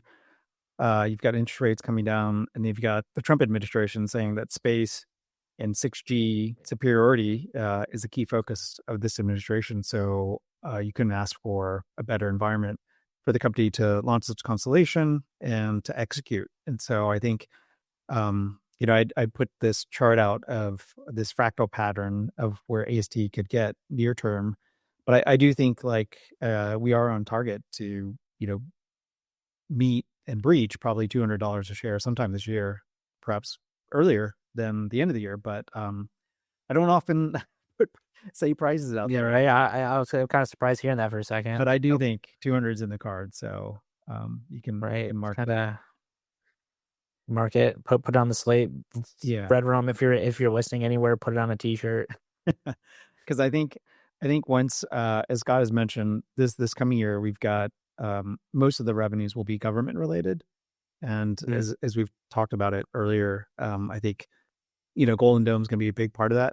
And, the company has already said government's going to be a big contributor this year. And then next year, and they talked about hundreds of millions. And then next year, that's when commercial revenues are really going to start kicking in. And so once the constellation's up and we've turned on a few markets, you're going to see, the financial snowball come in. And so, yeah, very exciting. I mean, this is for anybody who's been invested in the stock. This has been 5 years in the making, and now this is it. This is the moment you've all been waiting for. Yeah, honestly, and with what you're saying with interest rates coming down, Trump presidency, obviously space, trying to keep interest rates down, kind of keep this, they're investing tons of money into these companies, trying to keep AI advancing and the space sector advancing strongly. And it's yeah, if we did launch more years back under the Biden administration, or when space wasn't as hot of a topic, it's could this have even taken off? Could this have taken off to the same extent? And probably not. But now that we are seeing this, and to the extent that we are with all this interest in the space industry, and Rocket Lab too, I think they're super poised to kind of take advantage of this with the SpaceX IPO. And that's just another thing. Looking to 2026, it's hard to believe it seems like we've been on here just preaching and spreading all this information for so many years, and it's we've seen the space industry, but now seeing these big headlines and crazy valuations, it's whoa, the space stuff is here and it's coming, and there's no way to really escape it anymore.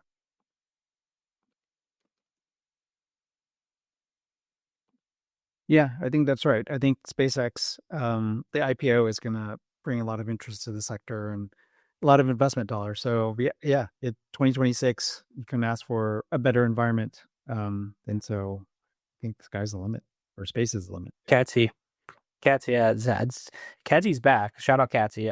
I'd like to hear what you're excited for this coming year ahead. Most.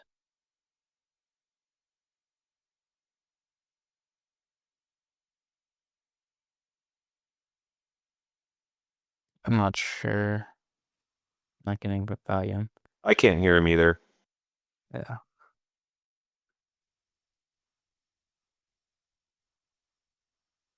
I did have I had someone DM me, Anpan. They wanted to hear you talk back to the contrast of now to the current days. How do you feel about it in terms of confidence, or just do you just have a different mindset for the company?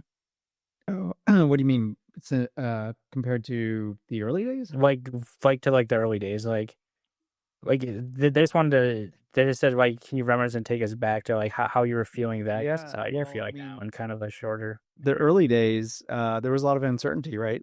Before any satellites were launched, and then it was unclear where the company was going to get funding. I mean, they had money to a degree, but there wasn't funding. They had M&O partners, but before Blue Walker 3 launched, it was all a concept still, right? And they had tested with Blue Walker 1, which was sending up a cell phone up in a satellite and then having the large phase array on Earth. And so it was a brilliant way to economically and efficiently test if the system worked, which they accomplished.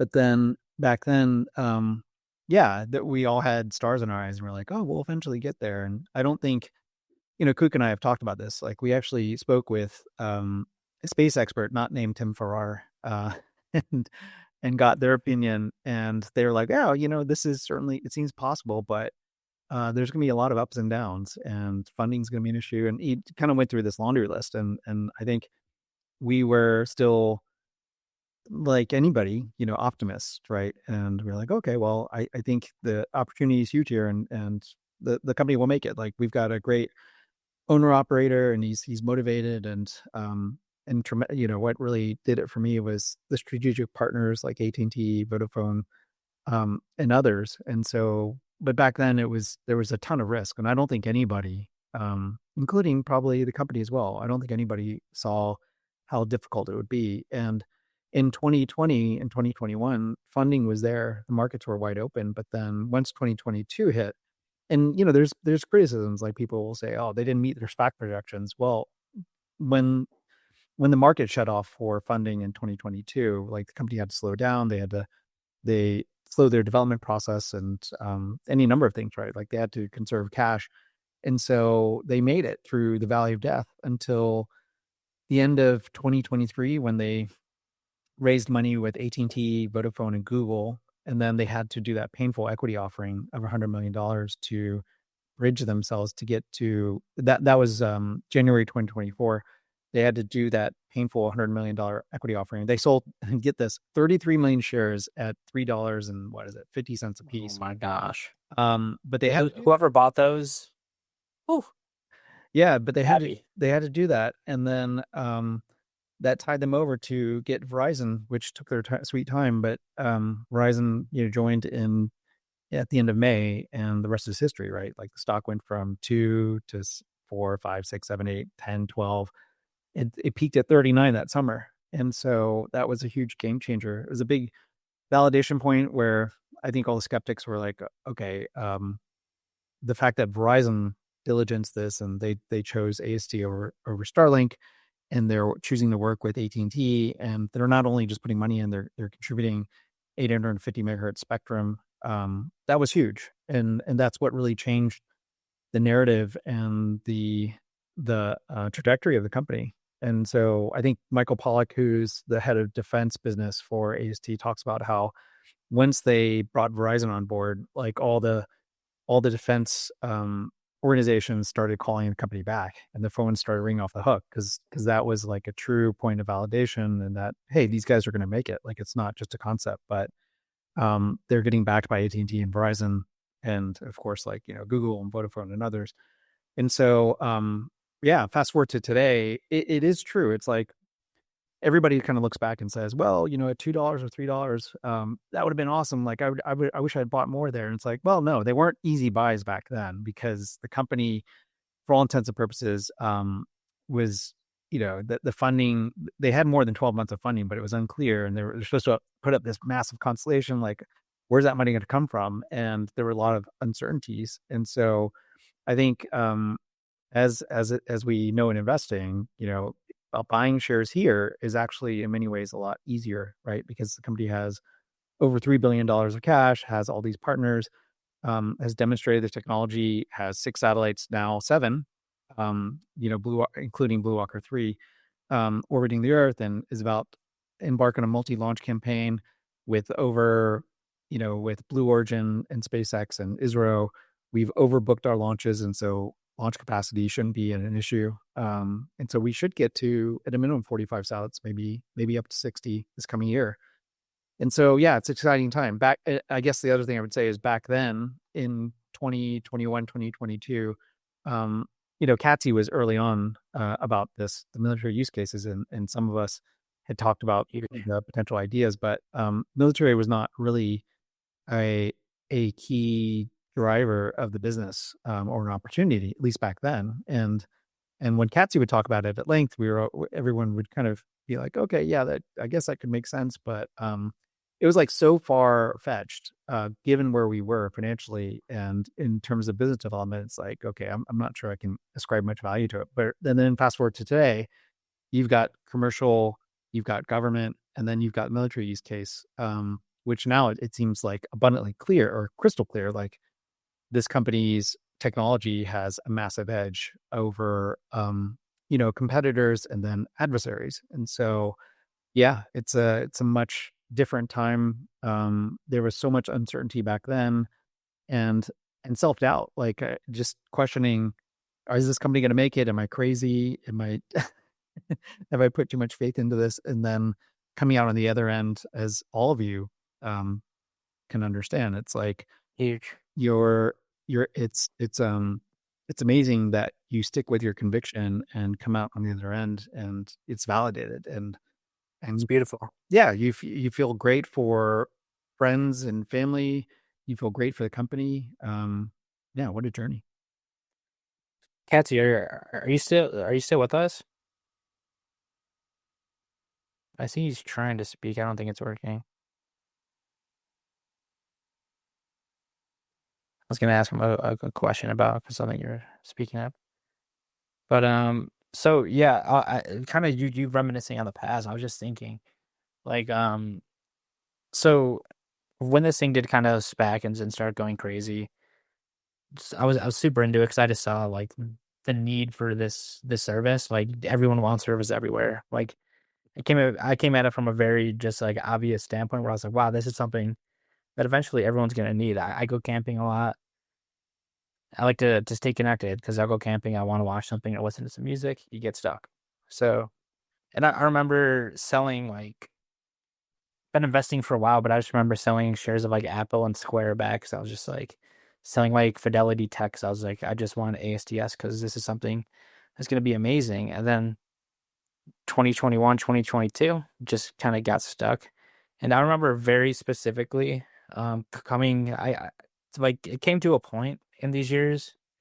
Like I still had the account. It was like AST Stock Investors, and where I'd still post and share all the info. But I just remember kind of clocking out for a little bit, and then I got back from my honeymoon, and then like I checked the news, and the stock was ripping, and it was like I think we announced like a launch with SpaceX, probably Blue Walker 3, and the stock ripped from like $6 to 11. And this was like the highest my portfolio was in years, and I was like, oh my gosh. And then little would I know, it would fall back. But still, it just goes to show you is like back then, I was losing my mind saying my portfolio just reached the highest point in 2 years over a ride from $6 to $11. What, like, if you look at the stock this morning, we saw like a 5% swing or a $5 swing within a minute. And it's really crazy to put that into perspective now when you see these swings and you think AST was stuck at $4 or $5 for years. And I think it's really us who did stick through and kind of seeing this mission unfold definitely deserve it. And everyone in the community who does like spread the knowledge, because through my investing years, like mostly is trading, but like you just see people pumping, not really pumping, but just talking about all these new stocks, this new AI stock, all these new stocks, but you never really seen a community come together like this and share some like true due diligence. And the fact that CatSE, Anpanman, and Kook were getting stuff right before like the company even talked about it, I can't even wrap my head around, but here we are. CatSE, I'm not sure if your mic's still working. But if anyone want to come up and ask any questions, now's a good time to do so. I'm going to just take a look at my list. I had a few more topics. Or like, hey, Amit, do you have a question? I just wanted to share how thankful I am to the community. I started investing Appreciate it. in ASTS when it was NPA, the SPAC. Nice. I did. I bought a lot of stock. I sold a lot of stock, made a bit of profit, made a bit of loss, lost all of the confidence, bought back the stock at $3, but bought very little stock, right? And I saw it rip till $12, $14, sold a lot of stock again, right? But CatSE, Kook, and Anpanman, everyone, right? All the time they were trying to spread the knowledge, and I had the knowledge, but I didn't have that confidence, right? So I didn't make a lot of money then, but then it taught me a good lesson. So I invested a good deal of amount. I think a year or a year and a half back. It was a significant portion of my net worth, and now I am almost 3x up on my investments this year itself, right? And it feels great. And even when Anpan told as the lesson of taking profits when the stock reached 102, I still hold on to my nerves and did not sell. Did not sell when it went back to 50, and it feels great to still ride the wave, right? And I feel very confident that we are going to do great things. Just wanted to share my experience with everyone and wanted to thank everyone in the community for helping us ride a very difficult wave, right? It is 5 years. I've seen ups and downs, was very disappointed, and I lost a bunch of money on ASTS as well, right? But I think it has been worth it. So just wanted to thank everyone in the community. Hey, thanks for sharing it. Congratulations. Yeah, it's been an emotional roller coaster, and I think everybody who's invested in the company has experienced every emotion possible.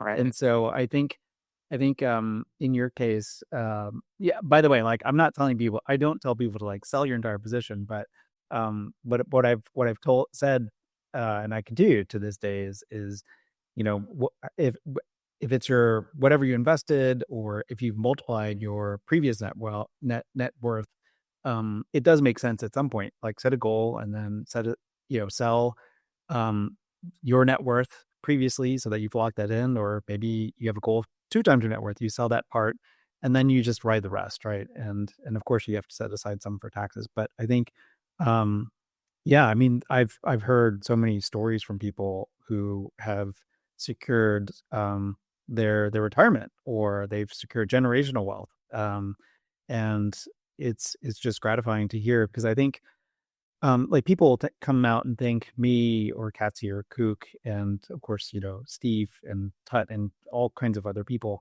But I think it's important to recognize like this is a community, and it's distributed, and everybody's kind of here to contribute in their own special way. And I don't think anybody would have made it this far. And there were times when CatSE had concerns, or I had concerns, or Kook, and if it wasn't just, for example, like Steve Larison was such a big and giving character, where there were times when I think as someone who shares due diligence, you do feel a high level of responsibility. And when the stock went to 2, you felt like, oh man, did I lead people the wrong way? I must have, I was wrong on this. And there were some pretty dark times back then. And I remember Steve Larison checking in with me, even calling me and just having a conversation and just making sure I was okay.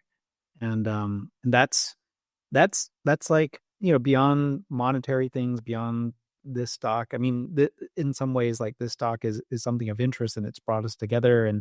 And the side benefit is like this tremendous financial reward, which has been unbelievable. But the friendships, and then just having this common interest, because I it's weird. It's like I probably have a more daily connection with people in the Spacemob than any friends in real life. And so, but yeah, it's been a tremendous 5 years, and it's great to hear stories like that, where I think this company, it's cool, because like we're supporting this company in their mission, and it's actually a good mission to bring connectivity to those who are unconnected. And for my personal life, I'm gonna know that my family is safe, because they're gonna have connectivity no matter where they are. But yeah, it's cool to be invested in a company like that, where you're changing the world, right? And you're bringing broadband connectivity to people who otherwise wouldn't have it. And so, wow, what a unique journey. So thanks, Amit, for sharing. I really appreciate it. And thank you. I just had one question in the presentation, right? They mentioned that they had a agreement with Singapore Defense Corporation, right? They were exploring. Was this mentioned anywhere in their investor relation talks before or presentation? This is the first time I'm hearing this. Yeah, there was a PR. I think it was like over the summer. Maybe it was a tweet, but I can go back and find it. But yeah, that was they announced that. I think it wasn't a full press release, or maybe actually maybe it was. But yeah, it's in the I think it was over the summer. But yeah, the company. I guess the only criticism I would have of the company is that there's so much going on. They tend to be press shy. Like they will only PR the big stuff, which is actually good because like the company is not about being over promotional, but sometimes these smaller things kind of get lost in the cracks.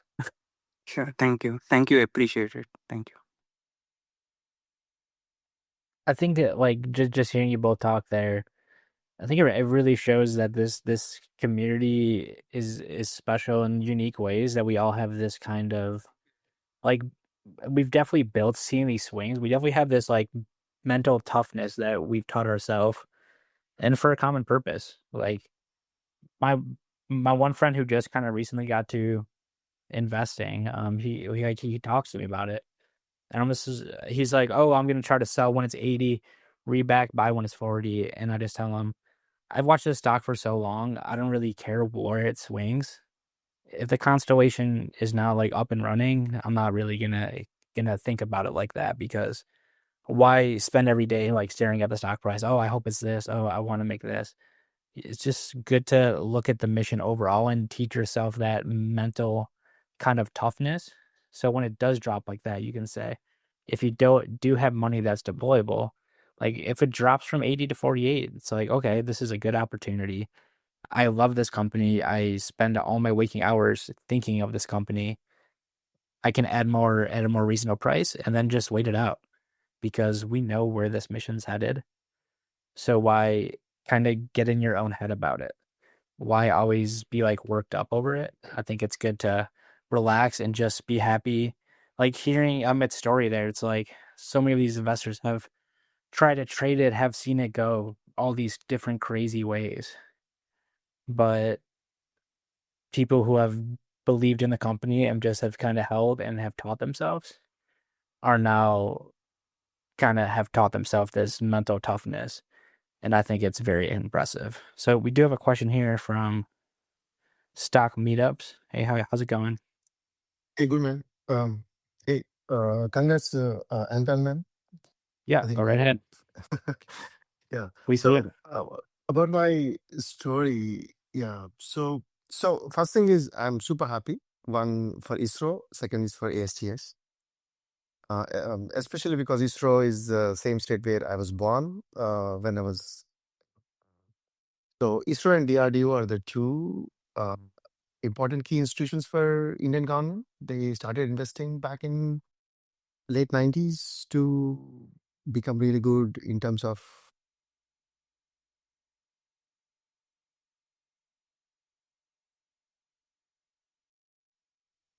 I think you might excited to see this. There you go. Yeah, We're good. I'm yeah. So I'm really excited for ISRO, especially so coming to the stage, and doing the biggest launch for them.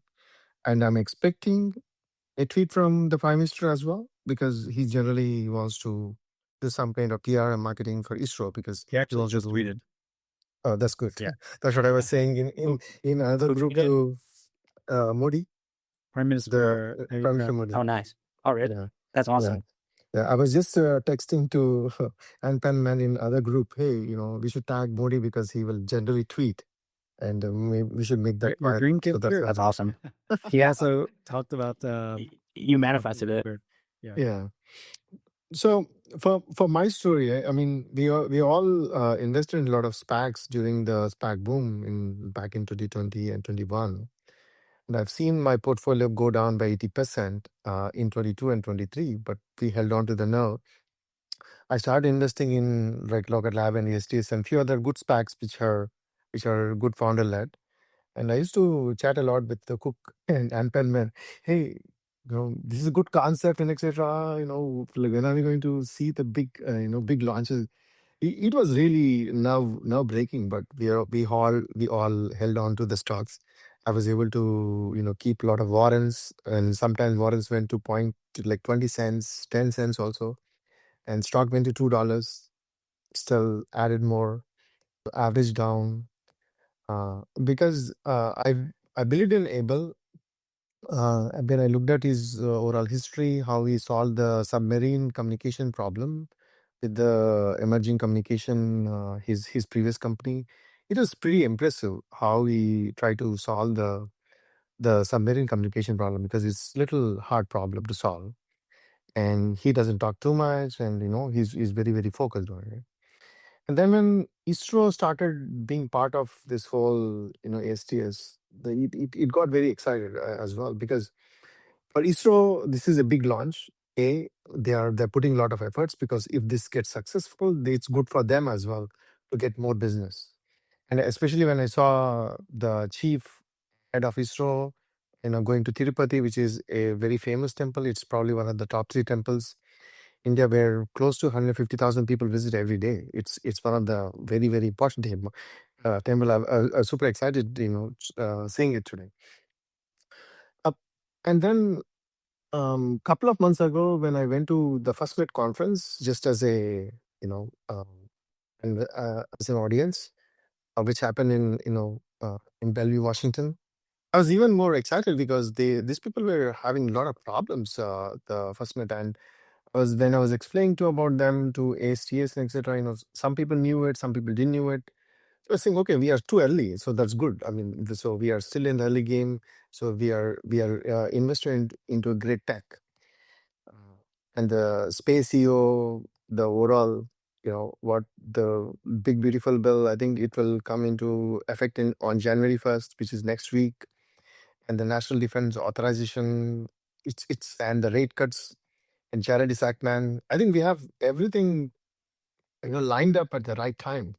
I think someone was saying, if all of these things happen in the previous administration, yeah, you won't get this kind of push. I think we are, and now how US is trying to compete, especially in all the markets, especially on the commercial, defense, agricultural, and robotics, drone technology. The ASTS will be very useful, even though they are doing right now 5G. And then there was an EOA signed, which was yesterday, if I'm not wrong, on the 6G as well as a national security. I'm thinking ESTS will play a very, very vital role on that aspect. And the other important thing, because I work in AI and data center to an extent. So especially on the AI side, if you look at it, right, there is probably RDW and ASTs who are building large solar arrays, right? And the tech that these folks are built, expansion of the large solar tech or the solar arrays, that is very, very critical even for data centers too. So I may not be surprised if there would be some partnership of ASTS with some other big place. I mean, so Google is already an investor. Who knows, like Sundar and somebody else would be already discussing about launching their data center in space with some of the tech ASTS has built for larger solar arrays, because they know that spec. And, so I'm super psyched up with all the opportunities what we have. Yeah. No, it's an exciting time. So I guess from your perspective, since you know a lot of people there, what do you think is the impact of this? Because I know this is a historic and extraordinary event for India and a big source of pride. But I guess how do you think does this spread awareness for the company, and how are people in India viewing this event? I think one, right? First thing is, I don't know whether ASTS already logged in a partner yet in India. They do have a partnership with Vodafone Idea. Airtel, right? Yeah. Vodafone, yeah. I think, but once, because like Modi has said this, etc., I think this will go into the mainstream with Adani and Ambani's, and which are the two richest guys there, right? Mm-hmm. And they have Reliance, the mobile network, and the other mobile networks. They're also going to bring. Hey, I'm not sure what happened. I think AST Spacemob. I think he shut it down by the other one early, but I relaunched. I think he just relaunched. Here, let me just tell him to come over here. 1 second. Okay, he's come back. Let me add stock meetups back. I guess there was technical difficulties. I think we might have maxed out the time. Oh, really? Is there a time max? Maybe 4 hours. I don't know. I don't think there is, because I know people have had these like really long marathon spaces. Got it. Well, yeah. My apologies. I really just kind of one of my apps said you've been disconnected. I hit the spaces and it just said, it's over. Hey, stock meetup. Sorry, you got cut off there. Yeah. Yeah, I think My it's apologies a there. huge. Yeah, I think it would be a huge push for overall this. I mean, ASTS as a tech, right? Because so far, what I've seen in the Indian, when you talk with the normal public there, I mean, so like whenever I visit generally on vacations, they talk about Starlink, but they don't understand the difference between a broadband connectivity versus D2C, right? But now with this strong push from Modi and etc. on the PR, this will become a mainstream because first time ISRO has launched its largest, and also ISRO just is that they use something new tech for for the first time. So there'll also be a push for this new tech as well. This was I think this was the 100th ISRO launch, right? I don't know I think that that's part. right. There was some I think this might have been the 100th launch, but yeah, I mean, the company AST has been pretty focused on the Indian market. For example, we opened up an office in Hyderabad. Is that how you pronounce it? Yeah. And then Yes. yeah, and then Vodafone Idea we signed on recently, and we've all speculated that this giving them the first Block 2 launch was probably going to, from a political perspective, kind of ease regulatory approvals, because we I think the Indian market in general is, I don't know if it's notorious, but getting regulatory approval there, for example, for Starlinks took time, and so I think launching on ISRO and having an office there and obviously employees there, I think is going to go a long way. But yeah, that's really cool to hear how this is viewed by the country. Yeah, and also the beauty of AST is right. When you compare with Starlink or Kuiper, is the data doesn't get stored anywhere in ASTS. It's actually doing complementary work for the MNOs. But I think so in terms of data and security, etc. I don't think Indian government will have a problem because whoever is the MNOs, right? Either Reliance or Airtel or Vodafone India, all those folks will go and work through those bureaucracy problems. Right. It's not a problem for ASTS, it's a problem for them. But if you look at Starlink, then Starlink has to go through, and it's especially if you are in India and China and if you're in the bureaucratic world, it will be hard for them to trust a non entity from the country. Right. Yeah, it's we have a structural advantage, which I think as other countries and carriers roll out Starlink service, they're going to find out. Yeah, it's just a matter of fact, right? Because once you get a lot of, let's say like Vodafone implements it as possible, etc. Then hey, it's much easier to convince because hey, you look at the neighboring country or the neighboring continent, you have so many folks. It's not just our problem. It becomes much more easy to get the regulatory approvals. Right. But for Starlink, it's a different story. Yeah, no, I agree. Why don't we? There's a few people who have come up. It is 11:30, so I want to be cognizant of everyone's time, including my own. But Yeah. Do you want to try to wrap this up? Are you good to go till 12? Go a little longer. Yeah, we can go a little longer. Maybe. Sweet. I think Rick.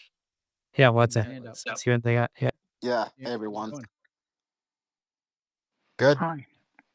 Yeah, just the first thing I want to say was just really great words by me and you, Anpanman. I thought it was really inspiring. The whole thing about the community rings true. It was my friend way back in early 2024 hounding me about ASTS, saying you got to get in, you got to get in. It took me a few months after that, but I'm here now and been along for the ride. So it's really just been great, and it's great to hear from the community. My question here really is just watching this launch. I couldn't help but thinking, I don't love the idea of the rockets being out of my hand. I know it went all well today, but I'm just curious. Like, got me thinking. What are your guys' thoughts on a potential merger between ASTS and Rocket Lab should the Neutron go live? Um, that's a good question. I mean, I think it would be kind of tough because Neutron. I don't know the exact specifics, but my guess is if it's comparable to Falcon 9, then you'd want or you could launch 3 Bluebirds at a time. But I think the companies are very different, right? And so being fully integrated, that because we're working with, I mean, the thing about space companies is that you oftentimes work with competitors, and so there's that possibility that if you did merge with Rocket Lab, you could use their launch, but then you would still need Blue Origin, New Glenn. Um, but yeah, I mean, I'm not sure there'd be that much in terms of synergy, because I think Rocket Lab is focused on launch and they're building different space systems. And I think, yeah, I mean, I don't know if you putting 2 founders that are very entrepreneurial, have a vision of things. I I think if you combine just from a organizational perspective and culture point of view, I'm not sure how well those 2 would meld together, because obviously one person is they have a vision and they're used to being in charge.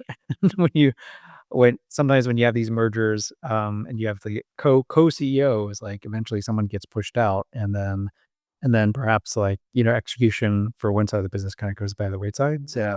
Yeah. Yeah, Well, I I mean, mean, it'd have to be able, of course. yeah, but I think there was some talk today about perhaps Rocket Lab, merging with ULA. Like that deal would make a lot of sense, because I think ULA brings a lot to the table. They've got flight heritage, and I'm sure there's a lot of interesting things that Rocket Lab could do with ULA. And of course, they don't have a CEO now, and so that deal would make a lot more sense than a Space Mobile Rocket Lab deal. If I don't think Abel's a seller. If he ever did sell, then you're probably looking at a company that is probably servicing MNOs. That's a better fit that way. And so maybe like a Google or an Amazon or someone, yeah, an Apple, for example. But yeah, I don't think he's a seller. Yeah. No, that makes sense. I think my just high level thought is you get AST and you get Rocket Lab together, that puts you at the scale where you can start to compete with the likes of like a SpaceX, at least just in terms of pure scale. But Mhm. appreciate on the CEO point. I think that makes sense. You mentioned some buyers there. I'm curious, like you mentioned Amazon. Like, at what price does this go to Amazon? Like, is that even in the realm of possibility? I don't. I mean, I don't think that Abel's a seller, but if he had to sell, or yeah, if he was open to it, a strategic buyer, like I think a Google would be a good fit because they already work with MNOs. They control Android and they service phones, and you basically need to be a party that's neutral to MNOs, right? And so I think a Google could work, and Apple would work very well. Um, but then beyond that, if you're talking about an Amazon, I guess the issue there is that you have Leo, which is the renamed Kuiper, and fixed wireless, as we've talked about. Starlink fixed wireless is actually competitive to MNO, but the MNO is what they're doing around 5G internet at home and then fiber. And so that's not, you generally don't want to try to be in competition with your MNOs, which is why I think Starlink has, they've signed on a decent amount of direct to sell customers, but then I think no one really trusts Elon, or they don't want to be in competition with Starlink fixed wireless. And so, but yeah, I think those like Google and Apple certainly would be like good fits. And Especially with do you- Gemini. yeah, yeah. Mhm. And do you think Abel's a buyer at all, or like understand he's not a seller? Do you think he's a buyer? Like, do you see anything there? No, I don't think the company is interested in buying stuff, right? Like they've got they've got this insurmountable wall of opportunity to attack, right? Like they've got the commercial business, they've got military. Could they do some small tuck-ins for key technologies? Yeah, maybe. Like one that they had to do, for example, is they had to buy thrusters from the old Astra because they couldn't produce those, and so that's what delayed the Block 1 satellites. And so they had to they bought a licensing agreement where they could just manufacture them themselves. But I don't really see AST being highly acquisitive of other businesses except for Spectrum, right? And so when they bought Legato Spectrum in January, that was an eye opener. A lot of people are like, "Oh, they're straying from their mission." But I think for Abel and Scott and the management team, they saw an opportunity to secure highly valuable spectrum that gives them a lot of flexibility strategically for the future. And then lo and behold, a few months later, SpaceX buys EchoStar's spectrum, and so that was a good move. Yeah, no, that's super insightful. I'll hang up and listen now. Yeah, thanks for coming up. Just want to add a little bit more on that context. I think ASTs will not. My guess is they will never be open for selling. They would get offers from all the big tech, but I think because of the number of the collaboration partnerships they have built across the world and the entire huge market share they're going to get with commercial defense, agriculture, robotics, drones, and all national security and 6G. And US government can become a partner itself, but I hope they don't take the US government investments. They can be independent and they actually grow super quick and super fast with great revenues, coming up with these huge launches. Yeah, I agree. Let's see. Let's try to get more people here. Fool's Gold. How's it going, man? Hey, good. How are you? We're good. So very, very exciting day. I'm in Dubai right now, so it's morning. Oh, good But morning. really enjoyed Good morning. watching the launch. Spacemob is global. So I am a total vibes investor. Um, Basically, like stock meetups back in 2021, I was buying just every different SPAC there was, um, and uh, my name Fool's Gold actually came from my mom saying, "Be careful that these space stocks you're buying are not fool's gold." Um, and so I was a huge investor in Rocket Lab. At one point, I had 150,000 shares. And at the beginning of this year, Tim, who's now Alexander, had a post in regards to ASTS and just really got me hooked. And so I split the investment. And I don't know if you remember specifically Anpanman, but I was in Japan for a few months, and literally every day there was an Anpanman that I saw and took pictures. And I actually won an Anpanman stuffed doll from a claw machine, which is, if anybody knows in Oh yeah, Japan, those to are win tough. something from a claw machine is like Impossible. impossible. But the signs were everywhere. Um, and, it's been a crazy kind of journey. Now that it's a consolidated position in my portfolio, I'm a little over leveraged. So I've been panicking a few times as the stock has gone up and down. Right. And I have been shaken out a little bit because if people don't know, when you have a consolidated position, at some point as the stock goes down, they re-rate it and then they tell you, oh, we have to, think that maybe it'll fall 90% in a day. Yeah. So then your whole leverage, equation changes.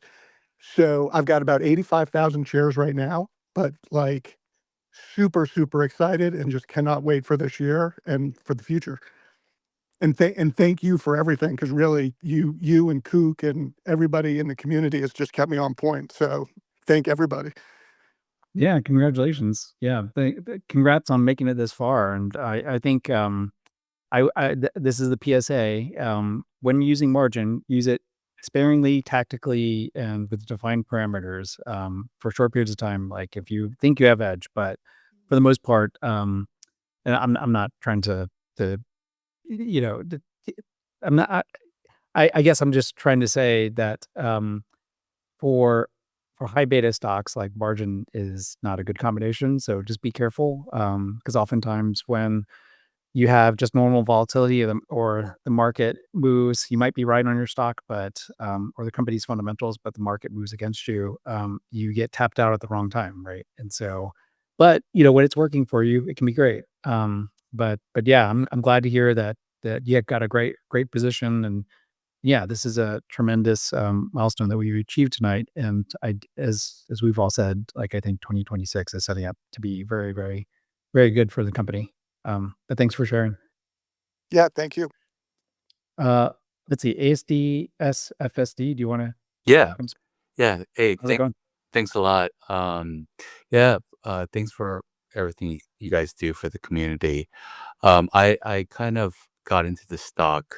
I'm a newbie, and I've been in investing for decades, and I stumbled into the stock not that long ago. I didn't know what I owned, so I was selling cover calls, and then Oh boy. yeah, and then I got caught September, October, and then I was like, "What is this stock?" Right? And that's when I was completely oblivious to this community, and that's when I found you guys. And then I started digging deeper and deeper, and now I'm deep into. I mean, it's probably one of my biggest positions now. So, I had a question. So we're looking at 45 to 60 sats by end of year, and you know we're looking at 45 days on average per launch. And even if we have a Falcon 9 with the payload of 3 block 2s, we're not going to even get close to the lower bound, right? So clearly, we're expecting uh, the nuke land to come online. Do we have any good insight in terms of when that will come online? Because to even get to 45, we're gonna need to have that be the majority of the launches of this year. I don't know if you guys covered this, because I joined on the after the successful launch today. So any insight would be great. Yeah, thanks for coming up. Yeah, so we do expect after 2 Falcon 9 launches, at least the way that the company had described the cadence, it was going to be 2 single launches and then 2 Falcon 9s, and then everything after was going to be New Glenn. Um, However, the company did plan contingencies, and so there are extra Falcon 9s booked for this year. And so, if Blue Origin New Glenn can't meet its cadence that they're expecting, I think they've overbooked to something north of 70 satellites, in terms of launch. And so when you talk to the company, and when they've, spoken in public, they've talked about overbooking and stacking launches on top of one another. So, yeah, I think the expectation is that Blue Origin New Glenn, and you saw some reference to a Bell and Jeff Bezos, and of course Adriana Cisneros meeting last year, and everyone jokes about, or this past year, everyone jokes about congratulations for what. I think that's when they inked. They made sure that Blue Origin was going to meet the cadence that they're expecting. And one of the things I think is, the management team is in constant contact, and they visit Blue Origin quite often. And so they know exactly kind of what's on the horizon. And, we actually are speculating, and we'll see if it actually happens. But I think there's a pretty decent chance that, that BB7 is going to go up on Blue Origin New Glenn in January, because the original payload, which is the Blue Moon lunar lander, I think. I forget exactly, but I don't think that's going to be ready till March. But Blue Origin New Glenn has to have 4 successful launches in order to be, I guess, certified for government work. And so that January launch is happening regardless, right? And so I think there's a pretty good chance that we'll be on that launch. Great. Yeah, thanks. Just quickly, do we know roughly what the cost per launch would be for New Glenn, I'm assuming it's got to be, in the 100 million range, given that Falcon 9 is roughly 60 to 70 million. So, I think based off of what I've seen, in on the tweets and here and there. I think that's right. I think the upper end, we probably have some discounts, I would say, maybe Amazon Prime discounts, but I think it's, depending on where you read, it's anywhere between maybe 80 to $100 million. So on a per satellite basis, that gets us to where we want to be for $21 to $23 million per satellite, fully baked. Awesome. Thank you. Yeah, thanks for coming. I just saw a Bell tweeted, "Congratulations to the Prime Minister on the successful launch, Bluebird 6 satellites, and ISRO, the largest ever commercial communication satellite in low Earth orbit. Perfect execution." That's really cool. Blow it up. I responded saying, "Hey, come chat," and put the link. Yeah, You got to shoot your shot, Yeah, you might come. Who knows? He's probably gonna tweet that and not open his phone, or probably has a million other things to do. Yeah. Let's see. Big launch. He's like, "Oh, hop into space real quick." Can you imagine? Be like, I think equal became. In India, the early majority and the late majority and the laggards will all know of AST at the same time. In the US, perhaps the pioneers and the early majority knows about AST. It's an enormous market, India, and it's also a lot of investors. Welcome back, CatSE. yeah, well, welcome in. Yeah, I had some very fancy audio setup that failed on me, and now I'm just on my cell phone. I was gonna ask you because Anpanman was going in kind of the entire journey through the ups and downs, and he brought up like how you started pointing out the like military use case before like the company even talked about it. What was like kind of the thing that really like drew you to the military aspect and thought that it was possible when everyone else just kind of looked at it as strictly communication? Yeah, there were a couple of mentions before the SPAC merger from the company, and then it was a total radio silence for 3 years about the military aspects. But I knew from firsthand what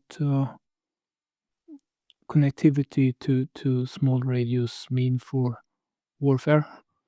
The situational awareness from sharing in real time where you are, where your friends are, waypoints, where the opponent is.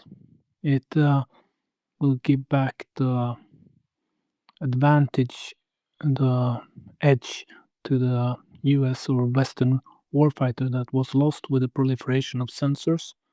US warfighters used to be the apex predators or have the edge because they had better sensors. These days, their peer opponents have just as good sensors, like thermals and night vision, and so you need to get that edge back, and you do that by sharing the sensor data, processing it with help of AI, redistributing the intelligence, and overlaying that upon the physical world with augmented reality, and you sort of fuse this AI intelligence with the sensor input, and you regain that edge. Quick way to make the right decision is what wins wars. So that's what the communications aspect does. The AI computation node that's closest to the warfighter in the contested theater will be in low Earth orbit, because you can't do that inference on the size, weight, and power constrained radius of the soldier, and the latency to go back to, say, USA from a theater far away is just the latency is too big. So it needs to be in low Earth orbit. And you need to be able to have a redundancy in the network. So low Earth orbit connectivity will provide that. And it's simply that it's such a powerful thing. It's a 10-force multiplier to have that sort of real-time connectivity, that it will be funded and it will be fielded. And then just there's many aspects and layers of what you can do with huge phased arrays. There's also this missile defense aspect. Just look at the Aegis missile destroyers or cruisers of the U.S. Navy. That they have these huge phased arrays for radar, for sensing incoming missiles, and so same with aerial warfare. The wedge tails, or the Sweden also has these phased array equipped aircrafts. What's decides aerial combat is who has the best radars on board aircraft and also on board drones. There was a conflict between Pakistan and India recently. None of their fighters crossed the borders, but the Indian aircrafts, they launched air-to-ground missiles, and the Pakistanis, they used Swedish-made phased array equipped airborne early warning aircrafts. They saw the Indian aircrafts when they lifted from their bases, and they saw when they fired their missiles, and they downed a few Indian aircrafts with such technology. And so that's 4.5 gen airborne warfare or air warfare, and the next logical leap will be to put those arrays in space. That will be 6th generation aerial warfare. We'll need that layer, and then that's obviously golden to sort of missile defense and knowing where long-range stealth aircrafts are and hypersonics and such. You'll need to have space-based radars. So yeah, and I could speak another couple of hours on this subject, but I'll end there. Thanks, guys. I mean, if you stayed up all night, why can't we? Yeah, this is morning here now. Here, let's see. We got Periodic Trader. Do you want to come up and say hello? You have a question? Periodic, you there? Okay, we're gonna move on to Lamello. Hey, how's it going, guys? So, first of all, I'm actually the one who got Rec to buy, who spoke earlier. So I was the Oh, cool. friend that he was speaking about, and I've obviously followed. Because it's talking up, you're still friends. Yes, so I've followed your guys' Twitters for a while for all new updates and honestly keeping the faith throughout the whole process. And so I feel like for being involved for so long, I've definitely seen a lot of equity raises and at the market offerings. And I just wanted to ask, looking forward in 2026, do you see any scenario where ASTS is forced to do another offering, or do you think they're pretty well fully funded with the $3 billion of cash on hand? Because I feel like Scott and Abel over the past year have done a great job at raising at the right times. Yeah, they certainly have. I think at this point, I don't really foresee them having to raise money, but I wouldn't be surprised if they do. I mean, we still have an ATM outstanding that they can continue to tap. But if you add up all the liquidity, it's over 3 billion pro forma. But this company does need capital to build satellites. However, of course, the balance will be when you've got military contracts and commercial service, like commercial prepayments, for example, and then non-dilutive funding like import-export bank funding.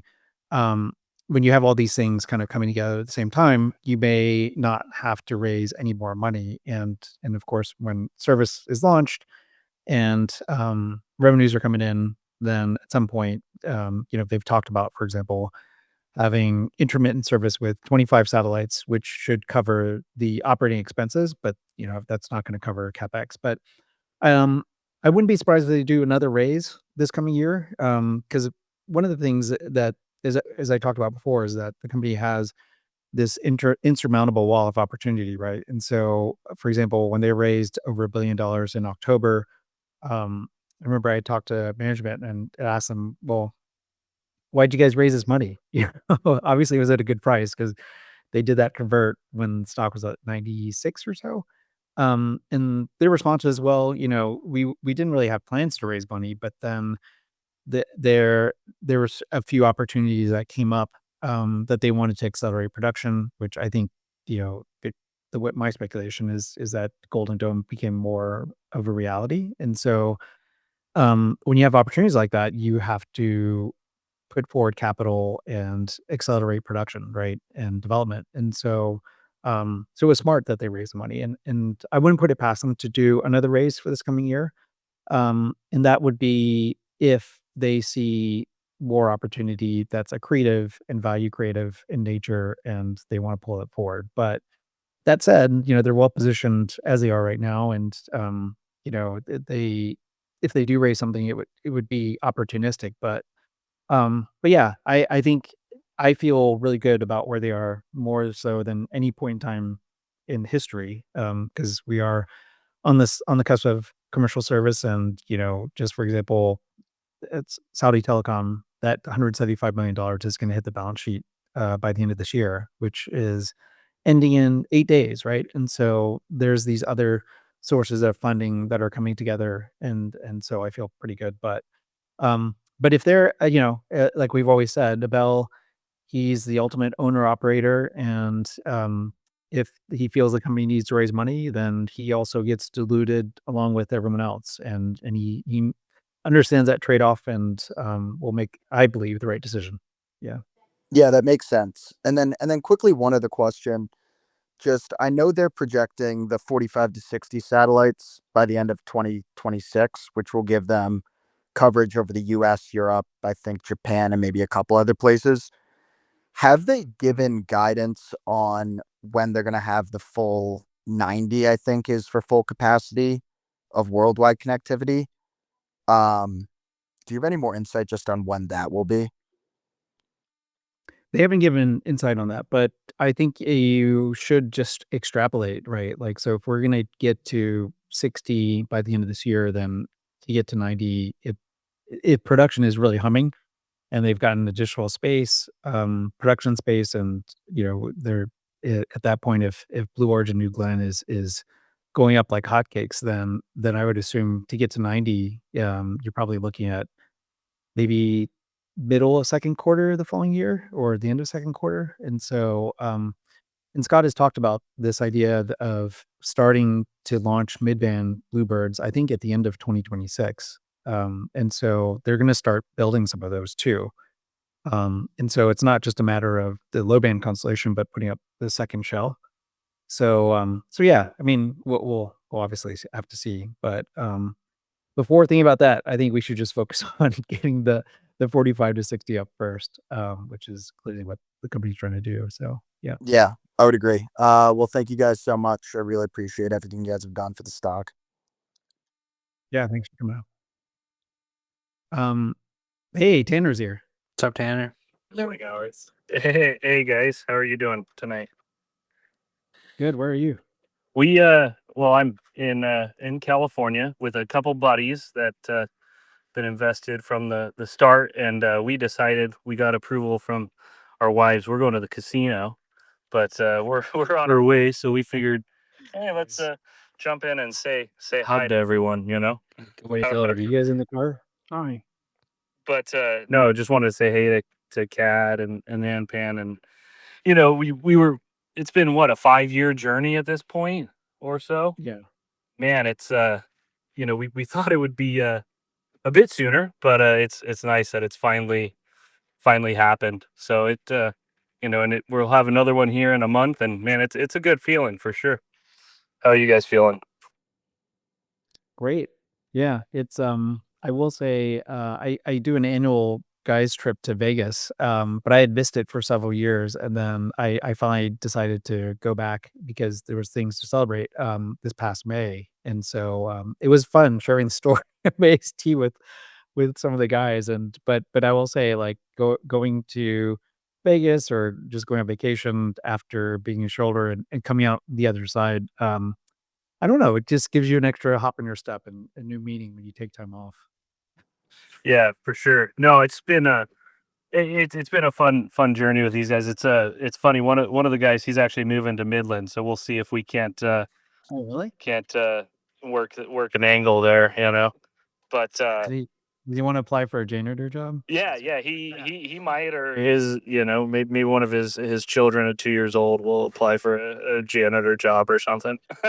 Actually, I think they need people with small hands to build some of the microns. So Exactly. maybe they'll Yeah. hire some Yeah. some children, underaged employees. Yeah.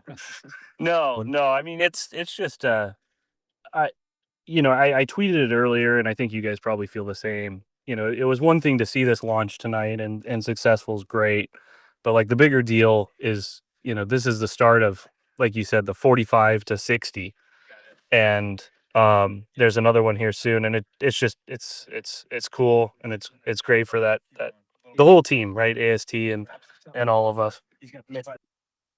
yeah, totally. By the way, for everyone who's listening who don't know Tanner, everyone should follow Tanner. Tanner is actually a key contributor to the Space Mob. He does a lot of really detailed due diligence, and he's a great guy. And he comes from an oil and gas background, and he's been able to apply his skills to a tremendous amount of like sleuthing work, which has been very valuable.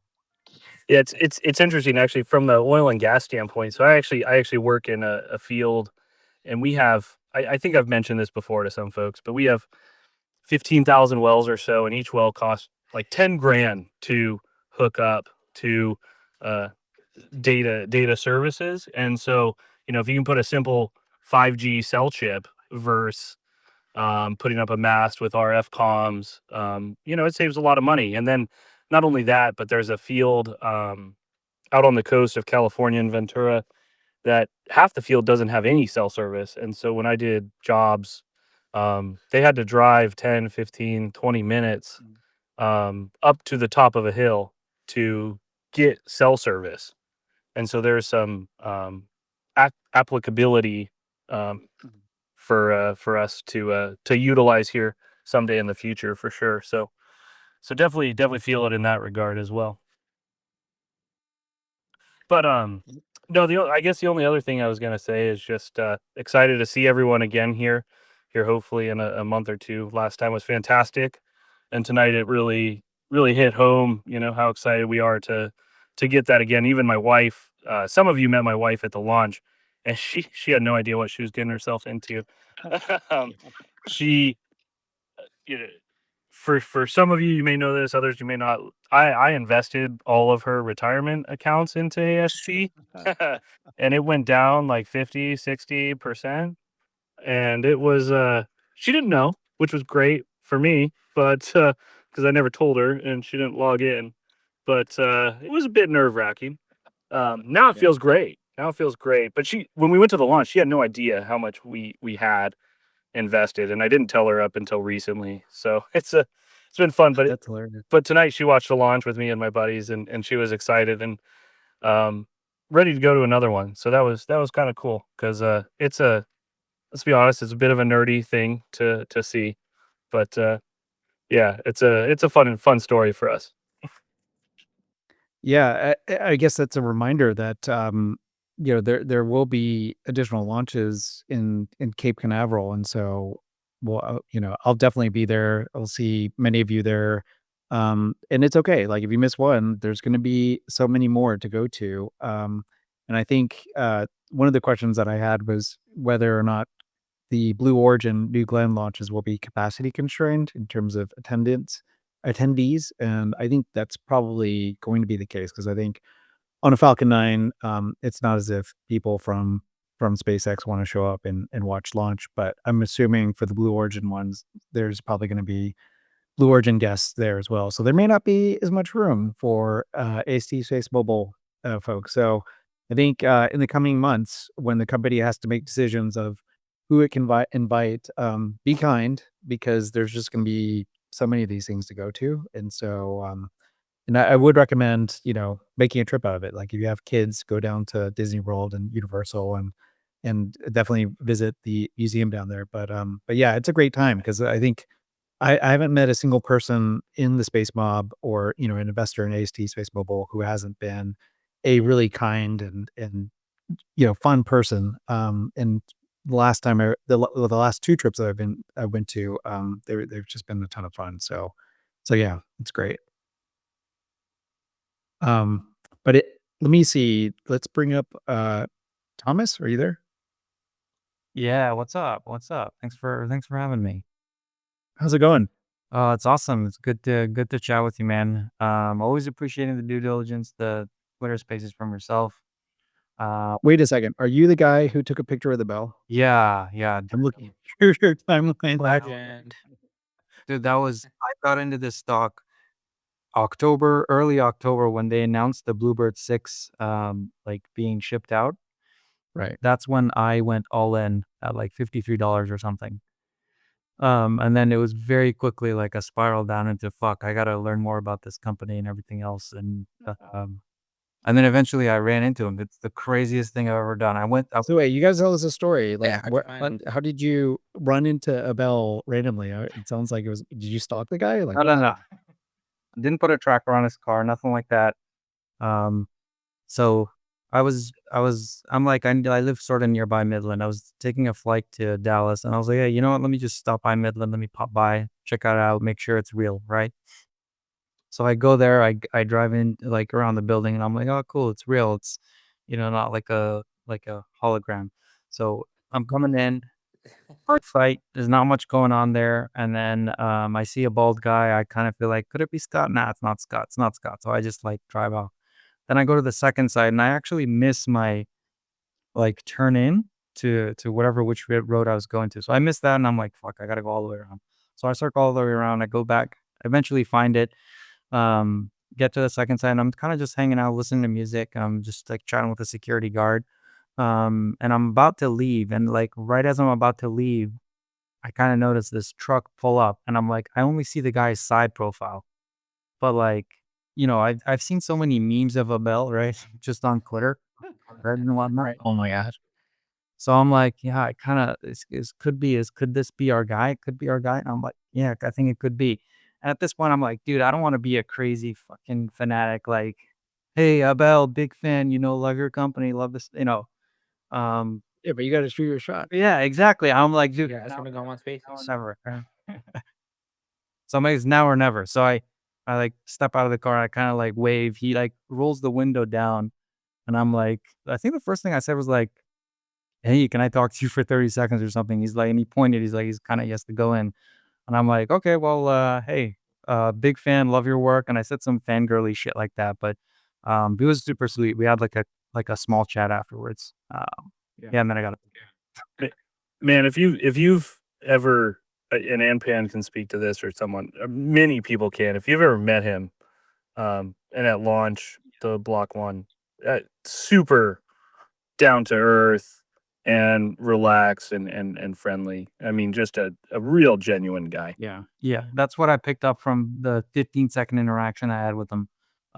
We shook hands and I let him go inside, and I was like, I was smiling ear to ear. I was texting all of my friends and just on cloud nine. Anyway, Such a cool story. Yeah, he's when they talk about aura farming, he's got aura. Like I remember I met with him at a hotel here in New York in 2023. He was here for some conference, and so I was able to speak with him for about an hour. And yeah, he's just a really nice guy, super approachable and like but determined, motivated. Like very nice, but you can tell like the guy's a killer. Killer in the sense of he's all about execution. like, I'm sure he's a sweet guy to someone like me, but then when you're working with him, he demands like the highest level of excellence, right? And what was cool was I remember asking him questions about funding and execution, and he was just like 100% sure of himself. He was like, "Oh yeah, it's gonna happen. Like, don't worry. Funding's not an issue. We're gonna have this. We're gonna do this." And you can tell, like, the guy, he's the type of person where he's not worried about the minutia. He's all about execution. Like, it's gonna happen, right? And so that's the type of person you want in the CEO seat, someone who can lead and instills confidence and believes in what he's doing. And so yeah, that's a really cool story. Cool picture too. Thanks. Yeah. Yeah, great picture. I was surprised that he was wearing, like a store T-shirt from the store. I thought that was interesting to see. He's got that Jensen Huang black leather jacket look too. I think Pretty that's cool. that's super cool and relatable, and it's cool in the picture. Like he seems super happy to meet them, and I think that just tells you about a CEO. He likes people that are following the mission. But on that note, and Penn, I'm probably gonna hop off. I'm gonna stay in the spaces, but I won't be able to talk, so I'm gonna head to bed. But I will listen in.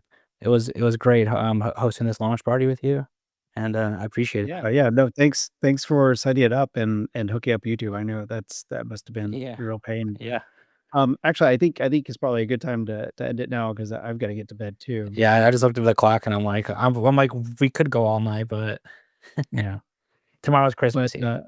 yeah, everyone. Oh, it officially is Christmas Eve in New York, and it's a great Happy way to kind of spend holidays. it and spend the holidays with a nice Bluebird launch and another on the way.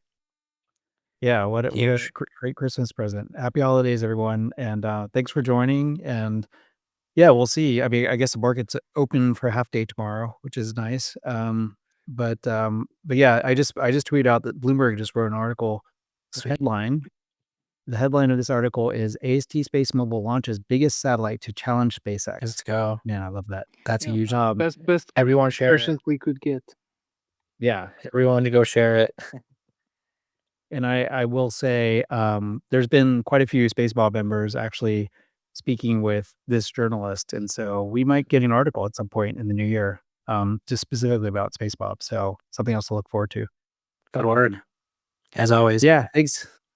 Thanks everyone for joining, and appreciate everyone who came up and shared, and thanks AST Space Bob for hosting and doing a great job. Thanks CatSE, and yeah, let's see what tomorrow brings and what an exciting day. I'm gonna probably, the reason why I wanted to get off too is I want to watch the broadcast again and just Yeah, right. again before I go to bed. So, but everyone, thanks for joining, and we'll catch up again soon. Yeah, what's in the year? Let's end the year strong. You guys have a good one. See you, Spacemob. See you later. Good night. Thanks for listening to the AST Space Mover podcast. If you enjoyed this episode and you'd like to help support the podcast, please share it with others, post about it on social media, or leave a rating and review. To catch all the latest news about AST Space Mover, make sure to subscribe. Thanks again, and I'll see you next time. We're doing something very, very big. And I think with this technology, we can really affect billion lives. AT Space Mobile is the only company that has proven technology to deliver cellular broadband connectivity directly from space to your everyday smartphone. People will just basically turn their phone and be seamless. Regardless of where you are, we don't want the user even to know that it's connected by satellite. Our role is to bring this into reality, always in partnership with the MNOs.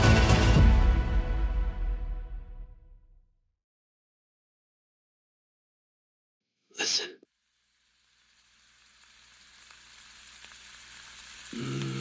Waffles.